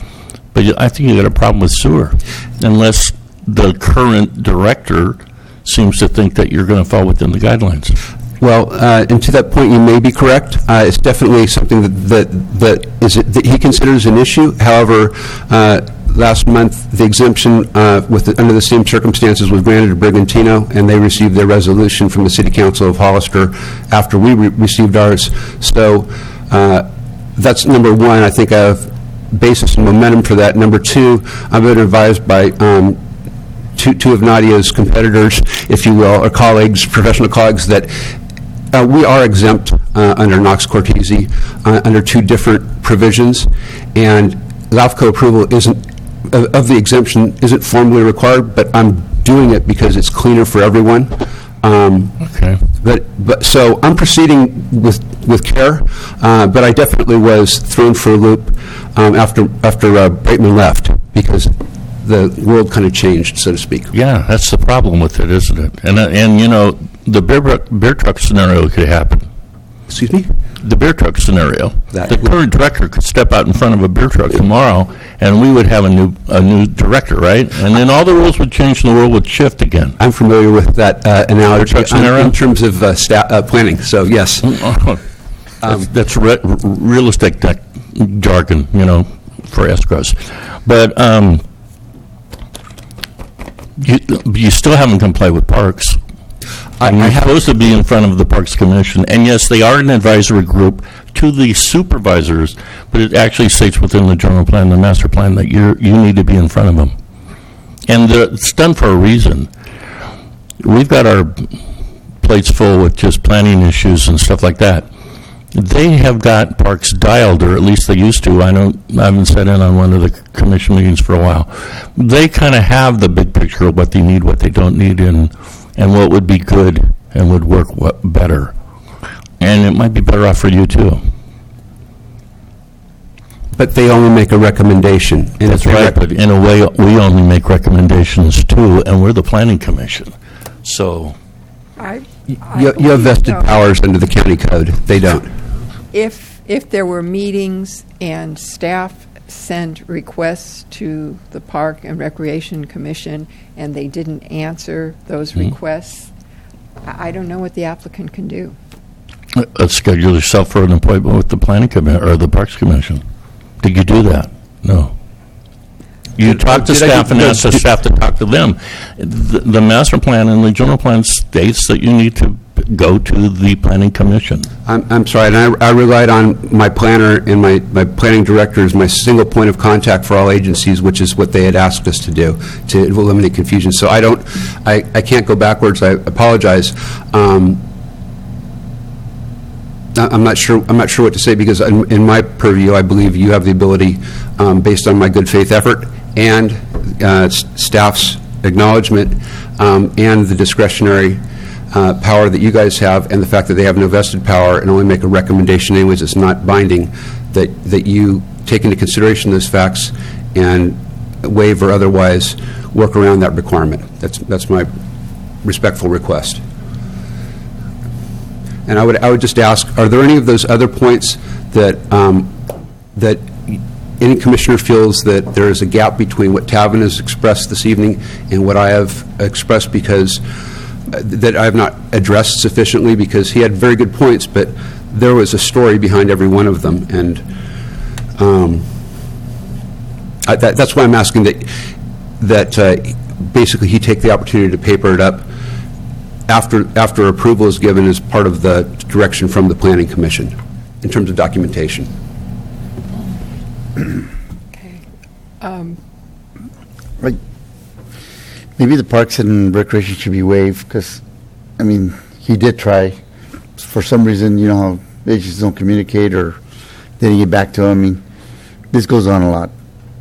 I think that for Parks and Recreation, it should just be waived and go forward with the rest of the items.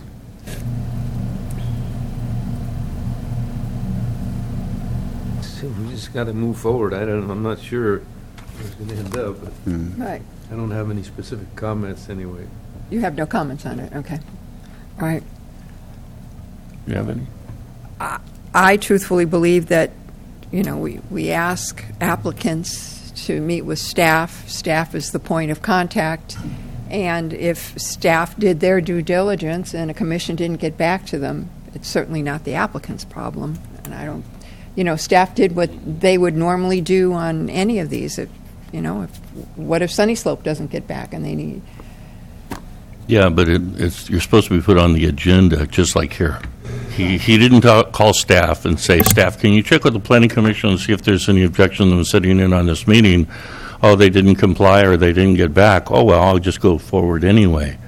But you're saying that's okay because they're an advisory group. What I'm saying is I like to follow the letter of the law. I'm kind of a rule of law kind of guy, okay? So I'd have to defer to Barbara and say, okay, if it's in our general plan and it's in our master plan and it says we're supposed to do this, then how can we not do this? And if she says that there is a legal way that we can and it's not a problem, then I don't necessarily have a problem with it because you did go to staff, you did at least make the try, right? And they asked to be the single point of contact with all of the supporting... Now, Brigantino did go in front of the Planning Commission. And Brigantino's... the Parks Commission. They were there. I was actually there that night for some weird reason. Right, and as part of... And they had a much bigger project that would create a more critical mass for a park. And they also were on the river. Right. That whole element we're too. Against but the that hillside. should not mean that any other project, just because they're not on the river or they're not as big, should not go in front of the Parks Commission. Understood. And I want to be the one to start that process here. I think if it says that we're supposed to do that, we should do that. And if you don't, then you need to wait 30 days, get on their agenda, get their approval, or find out what they need to do, and then come back and say, okay, I checked that box. Because that's what the letter of the law says I'm supposed to do. I understand what you're saying, and I guess at this point, we both look over at Barbara and say... Exactly. It's on you, Barbara. And I'll ask, does the majority of the Planning Commission want a response from council on that issue? And then I'll defer, if so, to Nadia. I'll punt to you. I have no problem with waiving it if we have the right to do that. That's what I... problem. Yeah, if we have the right to waive it, I'm okay with that too. I just want to make sure we're not breaching anything ourselves. I think as planning commissioners, we could waive a lot of written ordinance. Right. I mean, I'm fine with waiving it. I'm fine with waiving it. Yeah, they were aware of it, and it's not an impact per se, right? Right. That's the other part for justified waiving, I guess, if that's what we want to do. Right. I mean, there is a new fee being paid. Yeah. And it also was all the different planning departments changes. I mean, it's kind of hard to keep track. I mean, since I've been a commissioner here, we had 3 different directors. 4 different directors. Right. Those guys were in front of beer trucks. I thought they were wine trucks. Wine trail, yeah. So I think maybe moving forward, it's not going to help with this project, but maybe we need staff to put together a checklist for us, for the applicants, that says, at this point in the project, XYZ has to be done. And then, like Ray's saying, you just check off what needs to happen. And it's not going to happen overnight. Obviously, staff is overloaded right now, but maybe we can work on that as something to have done by January.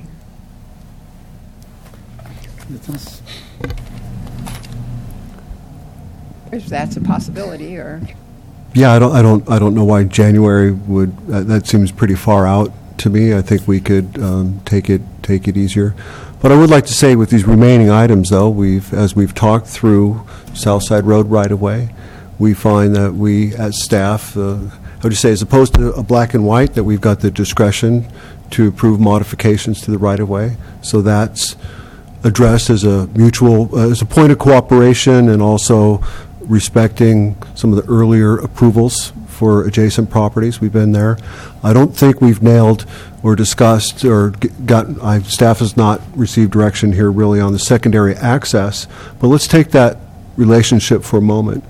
If through public safety, through the public works engineer, if they can modify the standard, that also means that since arterials would be built with a very large sound wall right out there, right? You leave the city, you go to the Groves, and all of a sudden here's the new subdivision with grand walls in front of it.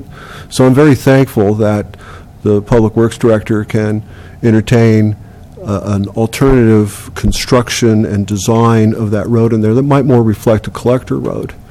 Well, as such, maybe a collector road's more amenable to an access point than had it been an arterial with a full wall and things like that and those speeds. So I really think we've got some discussion points right there that are not ripe today. I know the applicant's been waiting a long time to be here, but you know what? We are here, and we are on the cusp of several fundamental things being resolved that, staff would be solid. We want to be solid in our findings and our recommendations to the commission, and we're not there right now. As far as another little point of malleability, mixed residential development types. It really isn't clear in the code what that means, whether, I had pointed out, is that duplexes or condominiums? But as I've seen in other communities, it might be that we don't just have monochromatic, everything's at 2,000 square feet and all 2 stories. Maybe the applicant's willing to offer, and I haven't seen his model types proposed yet, but maybe we've got 1-story models, 2-story models, some garages set back, some forward, some at 1,500 square feet, some at 2,500 square feet, some at 3,000. I would say that's a presentation of some mixed residential types. So you get a little variety there. So there's a way that maybe not affect his map that he can address some of these concerns. We just haven't vetted it and aired it out yet as I'm trying to make the findings in the code. So, and thank you very much. It sounds like you've got several points of documentation and agreements and conversations with, the Council of City of Hollister, as well as some of the other public utility providers. And are you back on schedule for a LAFCO consideration? Yes. And what day would that be? Next month, I believe. Next month. And that may be... I'll have to double check, but it's whatever the next meeting is. All right, and that would give us clarity in what manner regarding the provision of public water and sewer. It's not relevant to a tentative map. It's relevant discussion purposes, but it is not something that is typically a condition of a tentative map. It's a final map condition. And because I also pointed out a secondary argument that our council believes an exemption is a formal exemption from LAFCO is not required. It can't be. It fundamentally can't be a condition for the tentative map because we have will-serve letters from 2 sewer providers and 1 water provider. So it's a condition of approval for the final map. No shovel goes into the ground until there's a place where the flush goes. That's the concept. So, how old are these letters? How old are they, and do they have a sunset? Because they're definitely not open letters, right? Sunny Slope Water has a sunset, which has not yet expired. Okay. Sunny Slope Sewer letter was from about 2 weeks ago. Okay. And the resolution from the City of Hollister. I'm sorry, Sunny Slope Sewer? Yeah, it's up at Ridgemark. Mm-hmm. Yeah, they have a sewer processing facility as well. Not sure they have capacity, but whatever. Well, let's just assume that because Don. Let's assume they do. Yeah, and the City of Hollister's resolution has no sunset, and again, it's in the same form that the previously approved project across the street was granted. Yeah, but it seems like you're getting some stuff just so you can get through the process. But Sunny Slope Sewer is on the other side of that hill, all the way down and through Ridgemark. You got to forced main that thing all the way up through all of that. I'm not planning on using Sunny Slope Sewer unless there's a problem using the City of Hollister. But it's just redundancy as far as I'm concerned. There's a sewer main. The sewer line is right in front of our project. We've worked with the City of Hollister's sewer engineers, the Wallace Group, to design upgrades to the lift station to provide adequate, actually upgraded wet well and backup pump is what it specifically is, to be able to accommodate both Brigantino and our flow up from that lift station. And the City of Hollister's approved all of that work.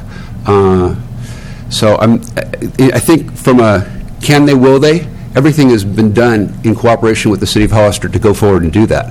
So the only reason I have Sunny Slope is because I've had lots of surprises over the last few years, and I'm just trying to belt and suspenders, I guess you call it, at this point. You know, and I feel your pain. I totally do, you know. But I really don't want to just push through a project because you've been hanging through so many other issues and other stuff when I feel like we need to address at least a couple of things here. And I've tried to, and I welcome any questions or challenges you have to my responses to those. For example, the circulation plan, we provided the county with a circulation plan that had secondary ingress and egress. The county directed us specifically not to.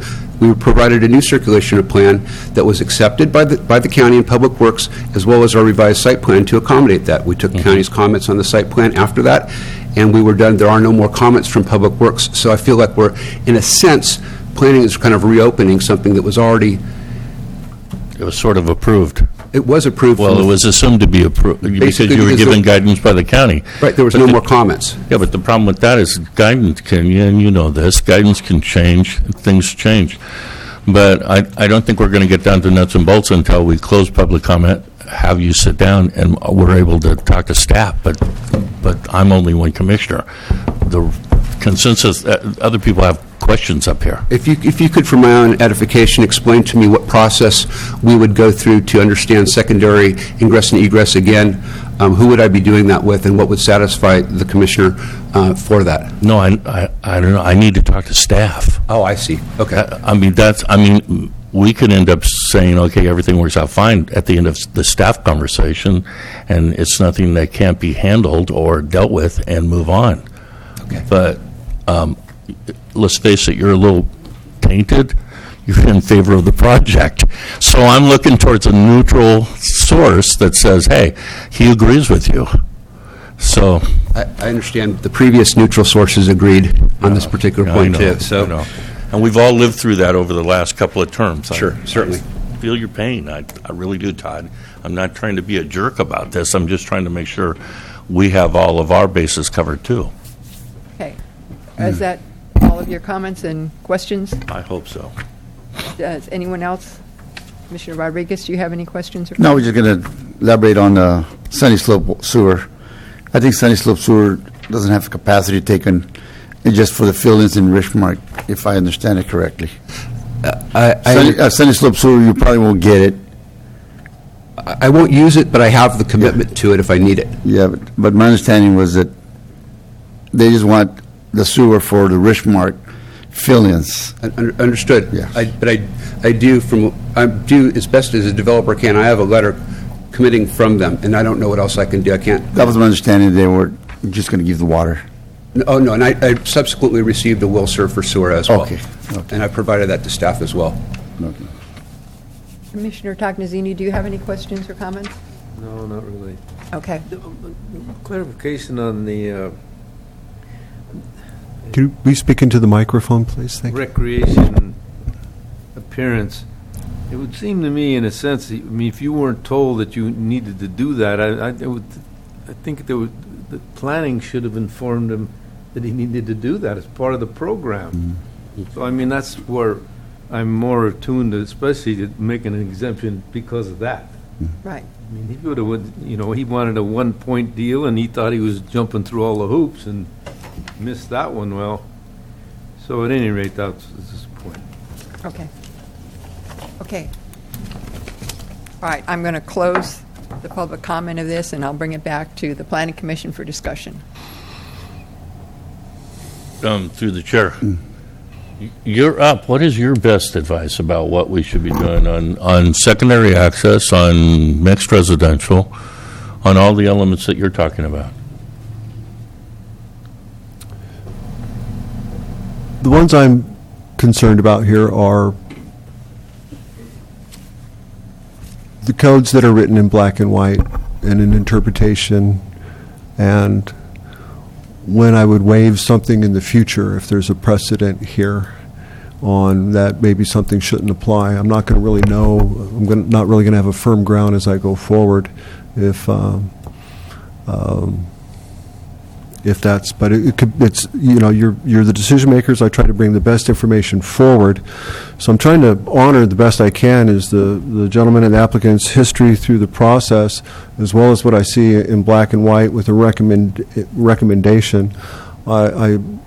If the Parks and Recreation Commission, it's within their authority to, we want a land dedication, a fee is acceptable, a 50-50, and that'll have ramifications in his lotting pattern, if it does, right? Regarding regarding the secondary access, emergency vehicle access, I appreciate that he's looking at it like the ship's tacking back the other way. I would at least like the opportunity to have, shoulder to shoulder with the Public Works Director on his discussion on that, and, does it pair up equally, and is it proposed exactly with something that's been approved across the street? Would that be primary access and the other one becomes secondary? But there's also the context of other developments and circulation patterns. Presently, as I see it, where it just kind of goes north, and then eventually there'll be a connection through a property that may not develop across Corrado to get all the way to Enterprise. Is that going to be developed next year, 5 years, 20 years from now? I don't know. And so the best I could do here, and I never like to, best I could do here is really recommend that a continuance for some additional study on these things. It sounds like some documents can be brought to bear. We can bring some more facts to you and hopefully close some of these loops. But that's my recommendation. But you're the Planning Commission, and I'm here for direction and to follow your guidance. And I believe James Walgren would like to speak for a moment. Thank you, Madam Chair. As a member of the Commission, I really appreciate the staff report, the staff presentation that staff and First Carbon gave. I think they covered the issues. We were in a position, as Mr. Kinnison Brown has explained, where this application had been under review for several years. I agree with all the comments that have been made tonight. Our goal was to get this application that had been accepted by the county, whether it should have or should not have, it had been 2 years ago, and get it moving towards an action, good or, up or down, but get it heading towards an action. I'll just go through these bullets real quickly, just to add on to what Mr. Kinnison Brown stated. But the ordinance, or the general plan requiring Parks and Recreation Commission review, we're not clear if staff sent a transmittal to the park staff, and it wouldn't have been the applicant's responsibility to schedule that Parks Commission meeting. It would have been the staff's responsibility, but we're just not clear that that happened. So our sense was, since that's not a clear record, since there are other technical things that need to be done, we can certainly do that in the interim. And I agree with the comments about a small pocket park that's going to be expensive to maintain, and that's probably what the Parks Commission is going to find as well, using the Parks Master Plan as a reference. But we'll be able to have that, that's recorded, and that's a recommendation that will come back to the Planning Commission. The South Side Road right-of-way, I think that's been agreed upon. The secondary access, I think in a sense that's been agreed upon. The applicant's own exhibits on page 3 show a secondary access that would serve these 84 homes. It would be hard for these 84 homes to permanently only have a single access. You can imagine 84 households trying to get out of there in the morning at one access point. I think we just want an understanding of whether there can be an agreement or an easement to get that secondary access in the future. Right now, there really is no guarantee that that could ever occur. So we'd like to explore that a little bit. It looks like we have to evaluate the mixed-use residential ordinance more clearly and make sure that we're interpreting that correctly. Water and sewer, I entirely agree. Those shouldn't be left towards an end of a project. It really has nothing to do with annexing to LAFCO. It's understanding, are those services are available. I think everybody understands water's available, and we're still not certain that the project can annex to Hollister sanitary sewer. But in terms of the staff time and expense, everybody's had to go through. Well, that's already occurred. The application's already been under review for 2 years. So our thought was, as a condition of tentative map approval, they need to show that they can annex to the Hollister Sewer District. And then it's the responsibility of the property owner, the applicant, to negotiate with the Hollister District and show that that can happen. And they'll have several years to do that, and they won't be able to record the final map until that does occur. So that is a safeguard for the county. And then the affordable housing offer is what it is. So I just wanted to add that. Okay, are there any questions of James? One thing that, well, of both of you, actually. So looking at this map, as it stands, the only way in and out of this project is Hospital Road. Correct, under the current map? The formalized access, Okay, correct. so now the we other one have is a EVA. Okay, now we have a house fire, okay, and on Lot 16, or somewhere in the back, and everyone scurries out of there, and suddenly there's a traffic accident on the access road in and out. You have no other way of getting, can you get off to this A Street access somehow to get in emergency police and fire? Or is that's just a barricaded road, right? I have nothing further to add to your statements. Okay. Can I address that? That's not up to me, I'm not the chair. I don't think we need any more discussion.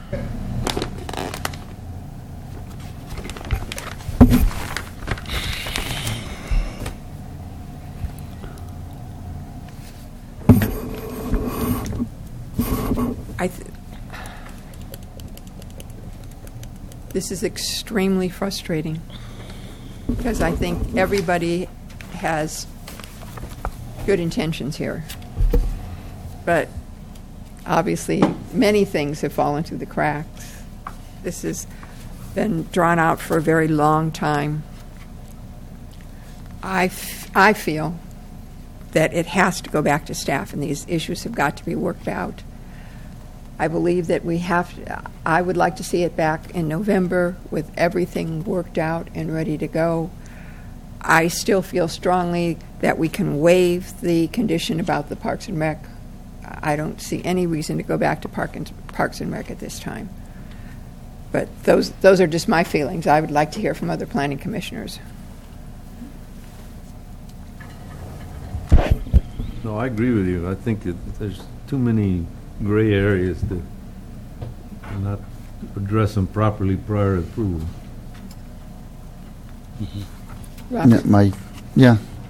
Bring it back in November. I think and everything should be done by then. Thank you. Then hopefully. A question of staff. Yeah. Do you have enough direction from the Planning Commission to take this back and bring it back to us in November? Do you know where the Planning Commission is on these issues, or is there still some gray area you need? I think if we look at this as a shopping list, or basically your last to-do list to finish, I think several of these are scratchable off the list here. But I have heard both sides of the coin on the parks. One is, do we enforce the code? I'd like to waive it. And the other one with, boy, we need a recommendation from that hearing body to come back and we can approve it as it is. So I would like particular direction with that one. All right. Does someone want to make a motion on that? Are you talking about the park element? Is that specific? I would think we would agree. You could agree, but if Barbara is saying that we need to take it to legal and she needs to investigate it to see whether or not we can waive that, or if they have to go in front of them. Well, with Barbara's comment here is if this is continued to November with a 60-day period, why wouldn't we be able to get it to a Parks and Rec Commission in the meanwhile? Now, if for some reason, the Parks and Rec Commission, I think historically has had troubles getting a quorum. I think that the Planning Commission could still take that up as a consideration if, for example, that we tried to get a Planning Commission meeting together and they were unable to meet in the next 2 months, then the Planning Commission could consider that fact. But since we have 2 months, we can see whether we can get a Planning Commission meeting, a Parks and Rec Commission meeting going, if that's acceptable with the Planning Commission. It works for me. How does the Planning Commission feel? I think we should, especially since we're going now a month and a half or 2 months, they have time to at least query. If they can't and they're going to run into the same issue he had prior, then I think we have actionable grounds to say, okay, now we do waive. Yeah. Because they did make a try. They couldn't get a quorum. Now it comes back to us. But what if they come with too many requirements there, With the parks? Yeah, the parks. It's an advisory commission. then we can advise, still, and we do. we can still waive it, correct? We're going to let them say whatever, and we're going Yeah. Oh. Yeah, exactly. It's kind of like us and the supervisors. We tell them what, and then they do what they want. You know, and I agree with you, Sherman, that they should have a checklist of what has to be done from the planning. Yeah. I mean, they can be, We've got to move forward with something like that. But we've yeah. been trying to do that for 4 years. well, So Marvin was supposed to have all that done, so let's don't go there no more. Okay, all right, so then it's agreed that staff will try and put a quorum of the Parks and Rec Commission together. Thank you. If that does not happen, then this body will make a decision. Thank you. Okay, is that? And have everything resolved by By November 8th. November. We need it by the November meeting. was there one other thing, Kevin, you Was wanted? there direction on, the applicant's now seen it both ways here on the secondary access and things like that. Is there communication from our Public Works Department that you'd like to hear regarding the sufficiency of that?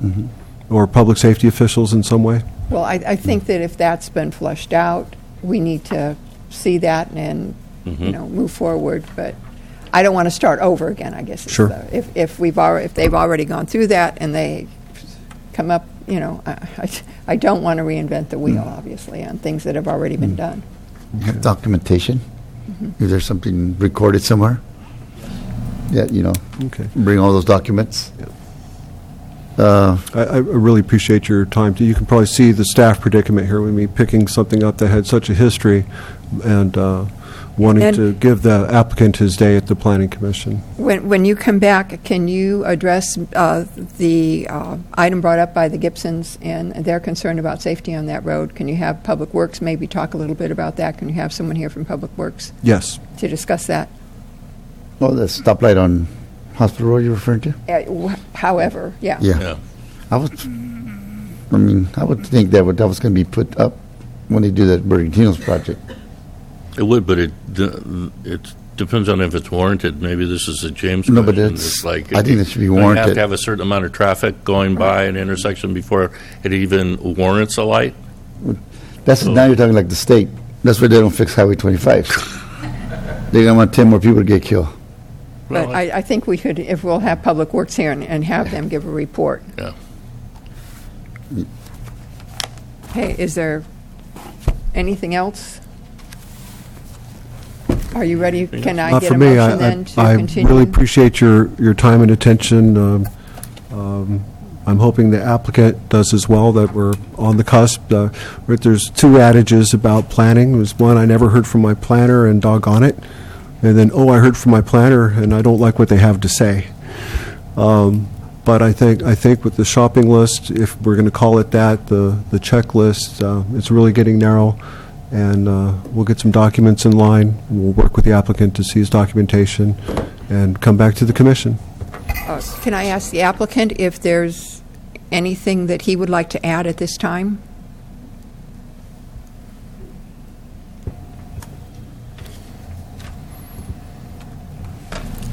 I would like to respectfully request that we list specifically what it is that staff is supposed to do, because the term shopping list is too broad for me, and I feel like we've addressed some of these issues already. So I'd like to know specifically what staff's going to do and how they're going to bring it to resolution for the November meeting. Which of those items? Or could you meet with staff later? Well, no, let's make sure everybody agrees at this juncture where we are. Okay. All right. To me, it does not appear that we need further discussion about South Side Road right-of-way, since we have the authority with the Public Works engineer.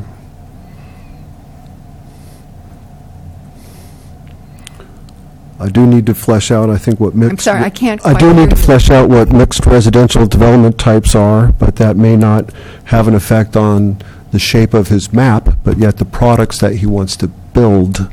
So as far as, since we're here with a vesting tentative map, and yet that's where the requirement was. Actually, it's an R1 zoning. It's not necessarily a function of subdivision design. It's in the R1 standards.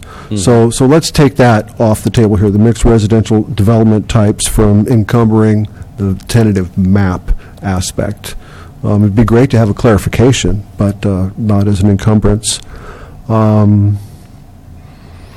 The public water and sewer service, the way the condition's written, I believe is sufficient, should they want to move forward. So if he wants to demonstrate something in the meanwhile that gives you greater confidence, he may do that, but I don't see necessarily that we've got more fish to fry there. That's going to play out. If he doesn't have public water and sewer, he really doesn't have a map. Right. And it's in everybody's interest to do that. And the affordable housing offer is there by his graces and his offer under the current code, so there's really nothing more to do there. Okay. If I could. All right, so the way I really see it is that we, in the next 60 days here, because you think that the commission may be dark in October, that's the reason we reached to November, that we assemble the Parks and Recreation Commission for a recommendation, whether that has ramifications in map design or not, and discussion of the access and emergency vehicle access, which is a very strong public safety item, if you ask me. And if we flesh those two items out, I think we'll be able to reach into the, make the findings for a recommendation. Okay. Does any of the planning commissioners have any questions or anything to add to that? No. Well done, staff. Okay, can I have a motion then to continue it? I move that we continue. Barbara, I'm sorry. Barbara, did you have Barbara? something? No. Oh, okay. Okay. Give me a map number here.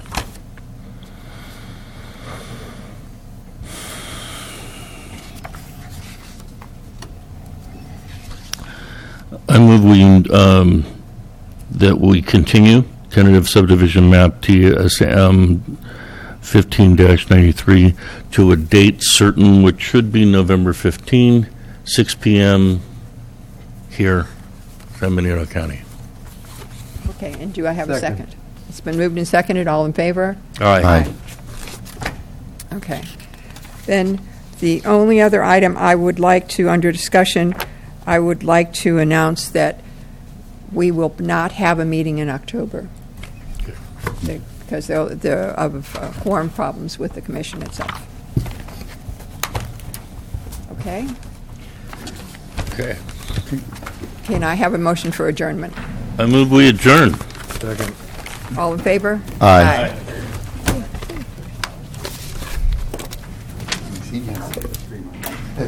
That was a fun one.